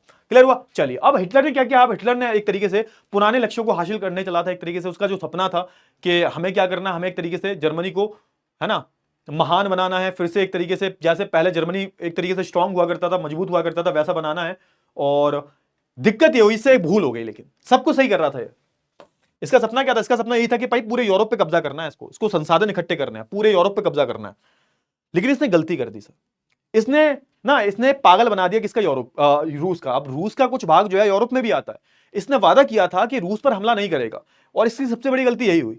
इसने जो है सबसे बड़ी गलती क्या कर दी, अगर ये गलती नहीं हुई होती तो एक तरीके से क्या होता, अगर ये गलती नहीं हुई होती, एक तरीके से आप देखोगे कि यहां पे रूस जो था वो, रूस पर अगर ये हमला नहीं करता, अगर ये रूस पे हमला नहीं करता, तो शायद द्वितीय विश्व युद्ध का जो रिजल्ट होता वो अलग ही होता। शायद द्वितीय विश्व युद्ध जो है वो जर्मनी जीत गया होता। लेकिन यहां पर द्वितीय विश्व युद्ध जो था वो हारा ही क्यों? क्योंकि इसने सबसे बड़ी गलती कर दी, रूस पर अटैक करे। अब रूस बहुत बड़ा देश है भाई, रूस में कहां तक तुम भागोगे? उस टाइम पर तो उतनी टेक्नोलॉजी डेवलप नहीं थी, इतनी प्रौद्योगिकी नहीं थी। अब रूस में कहां तुम भागोगे, कहां तक उनका पीछा करोगे? रूस दुनिया का सबसे बड़ा देश है। रूस की जो भूगोल है, रूस का जो भूगोल है, यही उनकी क्या सबसे बड़ा हथियार है। रूस का भूगोल ही उनका सबसे बड़ा हथियार है। क्लियर हुआ ना? चलिए आप देखोगे कि अब हुआ क्या, अब जैसे इसने रूस पर हमला किया तो अब क्या होगा, अब यहां पे जर्मनी को दिक्कत होगी। अब यहां पर जर्मनी के बुरे दिन शुरू हो जाएंगे। अब तक सब कुछ सही चल रहा था भाई। आप देखोगे कि हिटलर के उस कदम से, यानी कि जैसे ही हिटलर ने रूस पर अटैक किया, तो वैसे ही आप देखोगे जर्मनी की पश्चिमी सीमा पर ब्रिटिश हवाई बमबार का जो है खतरा, यानी कि आप देखोगे ना, ये देखो ध्यान से, इधर से क्या हो रहा है, देखो ध्यान से, अब हो क्या रहा है, अब देखो, अब इससे हो क्या रहा है, इससे हो ये रहा है कि देखो ध्यान से देखना फटाफट से, ये इधर जर्मनी आता है कहीं, अब उस इधर की तरफ से क्या हो रहा है, इधर से ब्रिटेन हमला कर रहा है जर्मनी पर, और इधर से क्या हो रहा है, इधर से आप देखोगे, क्योंकि ये पूरा क्या है सर, ये पूरा रूस है, देखो ये पूरा रूस है, ये पूरा रूस है, ये पूरा रूस है ना, ये देखो ये पूरा रूस है, ये पूरा रूस इतना बड़ा, अब इधर से भी हमले हो रहे हैं और इधर से भी हमले हो रहे हैं, किस पर, जर्मनी पर। तो अब दोनों तरफ से, पूरा और पश्चिमी तरफ से आप देखोगे आपको जर्मनी पर हमले होते हुए दिखाई देंगे, ये दिक्कत होगी बस, वरना तो कोई दिक्कत नहीं थी भाई, रूस पे हमला करना ही नहीं चाहिए था हिटलर को अगर जीतना था तो। और आप देखोगे रूसी सेना भी उस टाइम पर ताकतवर हो चुकी थी, तो इसने क्या किया, इसने जर्मनी की सेना को बुरी तरह से जो है रोन दिया, और एक तरीके से जर्मनी के अंदर तक घुस गए, बर्लिन तक घुस गए, है ना, बर्लिन तक जो है घुस गए। इससे हुआ ये कि एक तरीके से पूर्वी यूरोप पर अगले 50 वर्षों तक सोवियत का जो है बोलबाला रहा एक तरीके से, यानी कि आप देखोगे कि यहां पे अगर मैं बात करूं कि पूर्वी यूरोप की मैं बात करूं, पूर्वी यूरोप पर रूस का अगले 50 सालों तक, यानी कि आप देखोगे 1990 तक कब्जा रहेगा, इसको ही तो हम बोलते थे यूएसएसआर, क्योंकि आप देखोगे रूस उस टाइम पर बहुत ताकतवर हो चुका था, रूस की शक्ति जो थी आप देखोगे वो अमेरिका के बाद दूसरे नंबर पे आता था, रूस उस टाइम पर बहुत ताकतवर हो चुका था, समझ में आया ना, चलिए बहुत अच्छी बात है। अब देखोगे कि प्रथम विश्व युद्ध में क्योंकि अमेरिका ने एक तरीके से साथ दिया था मित्र राष्ट्रों का 1917 में, लेकिन नुकसान बहुत हुआ था, अमेरिका को बहुत नुकसान हुआ था, इसलिए इससे सबक लेते हुए आप देखोगे अमेरिका दूसरे विश्व युद्ध से दूर रहा था, एंट्री ही नहीं हुई थी, आप देखोगे 1944 तक अमेरिका ने कुछ किया ही नहीं, क्योंकि प्रथम विश्व युद्ध में भी अमेरिका आया था, तो अमेरिका को बहुत नुकसान हुआ था, तो अमेरिका ने सीख ले ली थी कि भाई अब हम जो है युद्ध में भाग नहीं लेंगे। लेकिन इधर दिमाग हिटलर का खराब हुआ तो उधर दिमाग किसका खराब हो गया, उधर दिमाग जो है जापान का खराब हो गया। जापान ने क्या किया, जापान ने अमेरिका का एक पोर्ट था जिसको हम बोलते थे पर्ल हार्बर पोर्ट, ये एक तरीके से अमेरिका का अड्डा था जहां पे बहुत सारे सैनिक रहते थे, इस पोर्ट पर जो है जर्मनी ने हमला कर दिया, इसका नाम था पर्ल हार्बर। तो मजबूरी में क्या हुआ, मजबूरी में अमेरिका को भी इस युद्ध में कूदना पड़ा। अब क्या हुआ, अब जो है अमेरिका भी इस युद्ध में कूद पड़ा है सर, अमेरिका भी इस युद्ध में कूद पड़ा है, और इसका क्या रिजल्ट निकला सर, इसका रिजल्ट ये निकला कि अमेरिका ने क्या किया सर, अमेरिका ने एक तरीके से आप देखोगे हिरोशिमा और नागासाकी पे परमाणु हमला कर दिया, और जब परमाणु हमला कर दिया तो इसमें आप देखोगे लाखों लाखों लोग मारे जाते हैं, और इस परमाणु हमले के साथ ही आप देखोगे जापान जो था वो एक तरीके से पराजय स्वीकार कर लेता है, और उसके बाद आप देखोगे जापान अपनी पराजय को स्वीकार कर लेता है, उसके बाद आप देखोगे कि द्वितीय विश्व युद्ध का भी जो है अंत हो जाता है। क्लियर हुआ ना, चलिए अब यहां पे थोड़ा सा हम बात कर लेते हैं कि सर आपने सब कुछ बता दिया आपने, लेकिन वो तो बताया नहीं जो आप बोल रहे थे कि इसने बहुत बड़े स्तर पर जो है जेनोसाइड किया, ये तो आपने बताया ही नहीं, ये तो बताना चाहिए था आपको, ये तो सब बताना चाहिए था ना आपको। हाँ तो मैं बताता हूं आपको, ठीक है बताता हूं मैं आपको, क्लियर हुआ। चलिए तो आप देखो यहां पे नाजियों का नजरिया क्या था, क्यों ये इतने बड़े स्तर पर आप देखोगे एक तरफ विश्व युद्ध चल रहा है, दूसरी तरफ आप देखोगे बहुत सारे यहूदियों को जो इनके देश में ही रहते थे उनका नरसंहार किया जा रहा है, ना सिर्फ यहूदियों का बल्कि आप देखोगे अलग अलग समुदायों का भी तरीके से क्या किया जा रहा है, एक तरीके से इनका बहिष्कार किया जा रहा है, एक तरीके से इनका जेनोसाइड किया जा रहा है। आप देखोगे एक तरीके से यहाँ पे क्या चल रहा है सर, यहाँ पे आप देखोगे बहुत सारी चीजें चल रही हैं, आप देखोगे कि नाजी विचारधारा के अनुसार आप देखोगे मनुष्य एक समान नहीं होते, यानी कि सारे मनुष्य जो है एक समान नहीं है, ये अलग अलग बटे हुए हैं, नस्ल के आधार पर ये बटे हुए हैं, आपकी चमड़ी का रंग कैसा है, आपकी आंखें कैसी हैं, आपके बाल कैसे हैं, उसके अनुसार जो हम सब लोग बटे हुए हैं। एक तरीके से इसने नस्लीय आधार पर है ना ऊंच नीच का फर्क किया कि भाई हम सब एक नहीं है सर, हम अलग अलग नस्ल के हैं। और इसने बोला कि सबसे ऊपर कौन आते हैं भाई, कि सबसे ऊपर आते हैं भैया नॉर्डिक जर्मन आर्यंस, है ना, एक आर्यन थ्योरी थी कि भैया ये जो आर्य थे पहले, ये आर्यंस ही जो है एक तरीके से इधर उधर गए थे, और जो आर्यंस हैं ये सबसे एक तरीके से एक ऐसी रेस है, एक ऐसी नस्ल के लोग हैं जिन्होंने पूरी दुनिया पर राज किया है। और उसमें आप देखोगे जो नॉर्डिक जर्मन आर्यंस है ये सबसे ऊंची नस्ल के हैं, सबसे ऊंची नस्ल के लोग हैं। और जो यहाँ पे हिटलर था वो खुद को भी एक तरीके से नॉर्डिक जर्मन आर्यन मानता था। और आप देखोगे यहूदी सबसे निचले पे है, तो ये क्या बोलता था कि यहूदी जो लोग हैं वो सबसे निचले हैं। अब यहाँ पे बहुत सारी चीजें थी, ऐसा बोला जाता था कि हिटलर जो था वो यहूदियों से नफरत करता था। क्यों नफरत करता था, तो इसके बहुत सारे कारण थे कि यहूदी के पास पैसा बहुत है, ये जो समुदाय के लोग थे ये पैसा बहुत कमाते थे और ब्याज पे पैसा लेते थे। तो यहाँ पे हिटलर को इस चीज से प्रॉब्लम थी कि भाई ये ब्याज पे पैसा क्यों खाते हैं, दूसरों को प्रताड़ित करते हैं लोग, इतना खुद दूसरों को लूट लूट के पैसा भरते हैं। दूसरी बात यह है कि ये इसका मानना यह भी था जब प्रथम विश्व युद्ध हुआ था तो यहाँ पे यहूदियों ने सपोर्ट नहीं किया था, यहूदियों ने जर्मनी का साथ नहीं दिया था, यहूदियों के लोगों ने मतलब जर्मनी के लोग जो थे, जर्मनी में जो यहूदी थे उन्होंने जर्मनी का साथ नहीं दिया था, तो इससे भी चिढ़ा रहता था। और एक रीजन ये भी था कि जो ईसा मसीह थे उनको मारा किसने था, यहूदियों ने ही मारा था। तो इसका थोड़ा सा आपको एक ऐतिहासिक कारण भी दिखता है। तो इस वजह से आप देखोगे ना कि यहां पर जो हिटलर था एक तरीके से वो यहूदियों को मारना चाहता था। और यहां पे ये भी था कि भाई कि हिटलर की जो गर्लफ्रेंड थी वो यहूदी, ऐसा बोलते हैं कि एक टाइम पर हिटलर की जो गर्लफ्रेंड थी वो यहूदी थी जिसने हिटलर को धोखा दिया था। तो इन सारी बातों से जो है ये एक तरीके से हिटलर यहूदियों से चिढ़ता था। क्लियर हुआ? हाँ। और बाकी नस्ल जो है, बची हुई नस्लें जो है, सबसे नीचे कौन आते हैं? सबसे नीचे आते हैं यहूदी। और बाकी जो नस्लें हैं वो कहीं ना कहीं आप देखोगे, है ना, इन दोनों के बीच में आती हैं। ठीक है, तो बहुत अच्छी बात है। अच्छा, अब इसने क्या किया? इसने जो है एक तरीके से अपनी चीज को साइंटिफिकली प्रूफ करने के लिए, वैज्ञानिक रूप से अपनी इस, है ना, एक गंदी सी जो थ्योरी थी इसकी, उसको एक तरीके से वैज्ञानिक रूप देने के लिए इसने क्या किया? इसने जो है दो बड़े बड़े वैज्ञानिकों का सहारा लिया। एक थे भैया डार्विन और दूसरे थे स्पेंसर। इनके बारे में पढ़ा। डार्विन जो थे, इन्होंने क्या बोला था? उन्होंने बोला था कि जीवों के विकास को समझने के लिए आपको क्या करना पड़ेगा? जीवों के विकास को समझने के लिए आप देखोगे प्राकृतिक चुनाव का जो है सिद्धांत दिया इन्होंने, कि होता यह है कि भाई जो सबसे फिट होता है, यहां पे इनकी जो थ्योरी थी वो ये थी कि जो सबसे ज्यादा फिट होता है वही सिर्फ जो है आगे चल पाता है, जो सबसे ज्यादा फिट होते हैं। जैसे कि हम बात करें, इंसानों की बहुत सारी प्रजातियां थी, सिर्फ कौन सी बची हुई है सर? सिर्फ एक तरीके से होमो सेपियंस ही बचे हुए हैं। बाकी जितनी भी प्रजातियां थी वो उतनी फिट रह ही नहीं पाई कि उस वातावरण, उस प्रकृति के अनुसार अपने आप को ढाल लेती। तो जो सबसे ज्यादा फिट है, जो सबसे फिटेस्ट है, वही एक तरीके से सर्वाइव कर सकता है। क्लियर हुआ ना?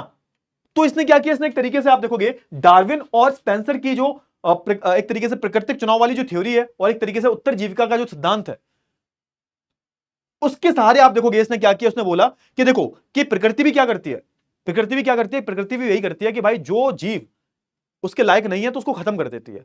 तो मैं भी तो वही कर रहा हूं, ये हिटलर बोल रहा था। ये भाई हम भी तो वही कर रहे हैं भाई, कि जो है इस एक तरीके से, क्योंकि सबसे फिटेस्ट कौन है? नॉर्डिक जर्मन आर्यंस है। बाकी जो फिट नहीं है उसको हटाओ, मार डालो। अरे भाई यहां पर समझो, यहां पे जो हमारे डार्विन भाई साहब थे, इन्होंने प्राकृतिक चुनाव की बात की थी, लेकिन यहां पे प्राकृतिक चुनाव थोड़ा ना हो रहा है भाई। यहां पे तो हिटलर चुनाव कर रहा है कि भाई यहां पे हिटलर की पार्टी जो है, नाजी पार्टी, ये चुनाव कर रही है कि कौन जिएगा कौन मरेगा। तो समझो यहां पे कि इसने क्या किया? इसने जो है गलत गलत बातें बोलनी शुरू कर दी। इन दोनों वैज्ञानिकों के अनुसार आप देखोगे, इन दोनों वैज्ञानिकों ने बोला ही क्या था? कि प्रकृति किसी भी जीव के सबसे अच्छे गुणों का जो चुनाव करती है। यानी कि कोई भी एक जीव है, उसकी जो सबसे अच्छी प्रजाति है, एक तरीके से जो उस प्रकृति में रह पा रही है, वही जो है आगे क्या करेगा? वही जो है आगे चलेगी, वही जो पीढ़ी जो है आगे चल सकती है, सस्टेन कर सकती है। लेकिन यहां पर समझो, इन दोनों वैज्ञानिकों ने प्राकृतिक चुनाव की बात की थी। इन दोनों वैज्ञानिकों की हम बात करें, जो एक तरीके से इन दोनों वैज्ञानिकों की, ये देखो ये दोनों वैज्ञानिक है, ये स्पेंसर साहब हैं, डार्विन साहब हैं। इन लोगों ने किसकी बात की थी सर? इन लोगों ने एक तरीके से प्राकृतिक चुनाव की बात की थी कि भाई जो जीव सबसे अधिक फिट होता है वही जो एक तरीके से बदलती परिस्थितियों में जीवित बना रहता है। लेकिन इसने क्या किया? इसने जो है इसको गलत मतलब निकालकर लोगों को कुछ भी बताया, कुछ भी बताया। और इसने इन सारे सिद्धांतों की व्याख्या जो है वो अपने हिसाब से की, अपने मतलब के हिसाब से, ताकि लोगों को गुमराह कर सके, अपना प्रोपेगेंडा फैला सके। लेकिन आप देखोगे कि हिटलर और डार्विन ने ऐसा कभी बोला ही नहीं था भाई। इन्होंने मानवों का इन्होंने प्रकृति के बारे में बोला था। इन्होंने मानवों का हस्तक्षेप थोड़ा बोला था कि भाई मानव थोड़ा कर सकते हैं ये, कि तुम्हें लगेगा कि भाई तुम फिट हो और तुम फिट नहीं हो, अरे तुम फिट नहीं हो तो हटाओ, तुम्हें हटाओ हटाओ हटाओ हटाओ। ऐसा थोड़ा होता है भाई, ऐसा होता है क्या? तो यहां पे तो भाई हस्तक्षेप कौन कर रहा है? हिटलर की पार्टी कर रही है, हिटलर कर रहा है। तो उसको यही लगता था कि भाई जो नस्लें समाज में रहने लायक नहीं है उन सबको जो है मार दिया जाए, और सिर्फ जो शुद्ध नस्लें हैं, नॉर्डिक जर्मन आर्यंस, इनको ही सिर्फ जो है रखा जाए। और इसके लिए इसने जो है तेजी से काम करना भी शुरू किया, बहुत तेजी से काम करना शुरू किया। और यहां तक कि जो भी अवांछित लोग थे, जो भी एक तरीके से जो है ना लंगड़े लूड़े दिमागी तौर से जो एक तरीके से बीमार लोग थे, इनको भी इसने क्या करना शुरू किया? इनको भी एक तरीके से इनको भी इसने मृत्यु के घाट उतार दिया। इसको लगता था कि भाई जो शुद्ध और स्वस्थ नॉर्डिक आर्यन जो है, इनको ही जिंदा रहने का हक है, बाकी जो अवांछित लोग हैं यानी कि लंगड़े लूड़े हैं, इनको भी नहीं छोड़ा इसने। इसने क्या किया है? लंगड़े लूड़ों को मारा कैसे? तो लंगड़े लूड़ों को इसने मारा यूनेशिया के तहत। यूनेशिया क्या होता है? इसको बोलते हैं दया मृत्यु। मतलब आप देखोगे दया मृत्यु का सिंपल सा मतलब होता है, सामने वाला इंसान जो है जब बहुत सारे कष्ट सह रहा होता है तो उसको एक दया मृत्यु दे दी जाती है कि भाई ठीक है, ये इस पे कष्ट बहुत ज्यादा आ रहे हैं तो उसका जीने का कोई फायदा नहीं है। तो बहुत सारी केसेस में आप देखोगे उसको दया मृत्यु दे दी जाती है। इसमें इनमें आप देखोगे जितने भी मानसिक रूप से और शारीरिक रूप से विकलांग लोग जो थे, इनको क्या दे दी गई? इनको जो है दया मृत्यु दे दी गई। अब सोच के देखो, भाई एक लंगड़ा बैठा हुआ है, एक लंगड़ा बैठा हुआ है भाई, वो जिंदगी तो जी रहा है अपनी, लेकिन पता चला कि भैया हिटलर भाई साहब आए और उन्होंने बोला कि भाई ये तुमको हम दया मृत्यु दे देते हैं। भैया दया मृत्यु जो होती है वो उस इंसान के लिए होती है जो कोमा में होता है, जिसका सच में जो बहुत ज्यादा दर्द से पीड़ित है। अब तुम लंगड़े लूड़ो लोगों को जो है थोड़ा दया मृत्यु दोगे? ये बताओ। इसने उन सबको भी मार दिया, कम से कम 1 लाख से ज्यादा लोगों को जो है इसने मार दिया था।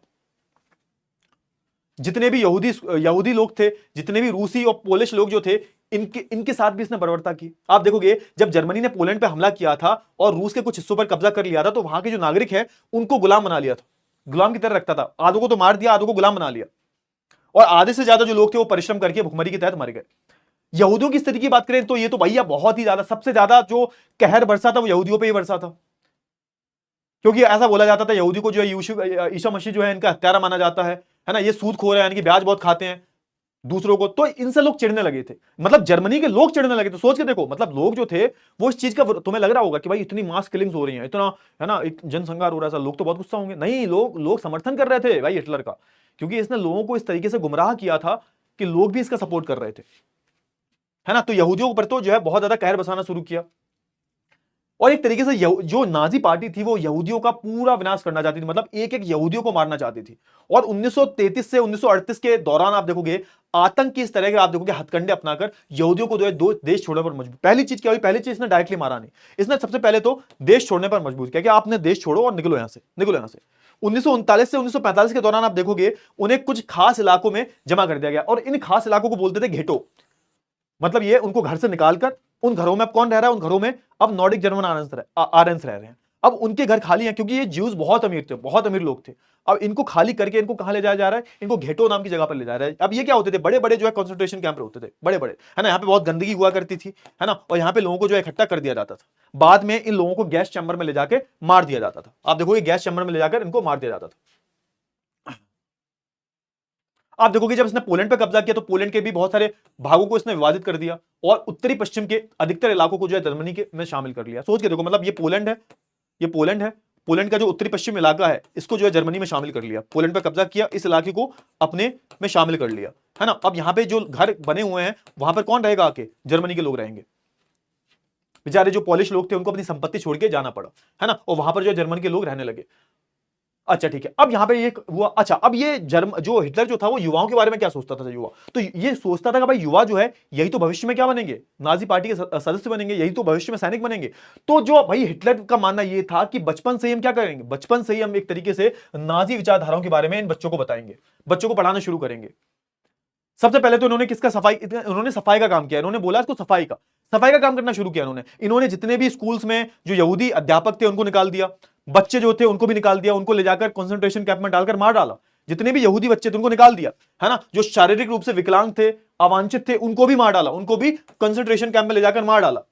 और जो स्कूल की जो बुकें थी उनमें नए नए तरीके लिखे गए, ताकि अच्छे जर्मन बच्चों को एक नई विचारधारा कैसे पढ़ा सके। सोच के देखो, मतलब एक बचपन से ही तुम उस बच्चे को यह सिखा रहे हो कि तुम्हें जो है यहूदियों से घृणा करनी है, हम सबसे ऊंची नस्ल के लोग हैं, तो उन बच्चों पर क्या असर पड़ेगा, उनका सिलेबस तक का पार्ट बना दिया भाई। सोच के देखो, ये जो एक तरीके से गलत है ना नस्ली विचारधारा की जो भावना है ये किताबों में लिखी जा रही है भाई। क्लियर हुआ। चलिए, उनको सिखाया जाता था कि वो एक मजबूत युवा बने, है ना, वफादार और आज्ञाकारी बने, यहूदियों को जैसे घृणा करें, और एक तरीके से बच्चों को दिमागी रूप से मजबूत बनाने के लिए उनको बॉक्सिंग वगैरह भी सिखाई जाती थी।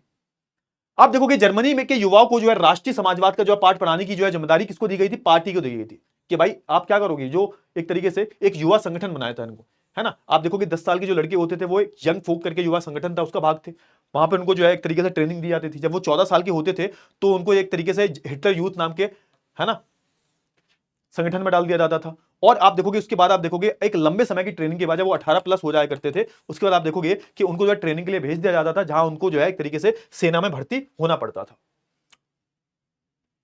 और एक तरीके से वो बाद में जर्मनी की सेना में भर्ती हो जाया करते थे।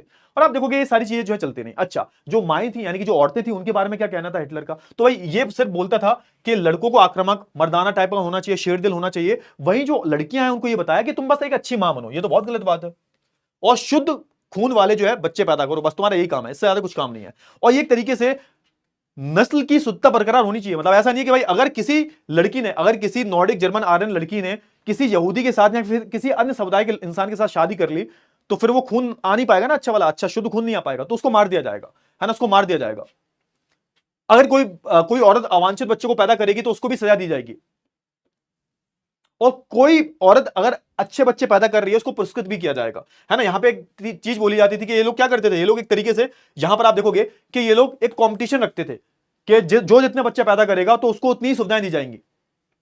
आप देखोगे जो जितने बच्चे पैदा करेगा उनको दुकानों पे, सिनेमा घरों में, रेलवे में छूट दी जाएगी। जो सबसे ज्यादा बच्चे पैदा करेगा, अलग अलग मेडल दिए जाते थे। 4 बच्चे पैदा करने पर कास्ट कास्ट दिया जाता था, 6 बच्चे पैदा करने पर है ना चांदी दी जाती थी, और 8 बच्चे पैदा करने पर गोल्ड का मेडल दिया। मतलब बच्चों का कंपटीशन हो रहा है। सोच के देखो कि भाई तुम्हें सिर्फ क्या करना है, औरतों को सिर्फ और सिर्फ बच्चे पैदा करने हैं, है ना। और अगर जो नियम बताए हैं उससे अगर कोई भटक गया तो उसको क्या किया जाएगा सर, उसको क्या किया जाएगा सर, उसको जो है मार दिया जाएगा।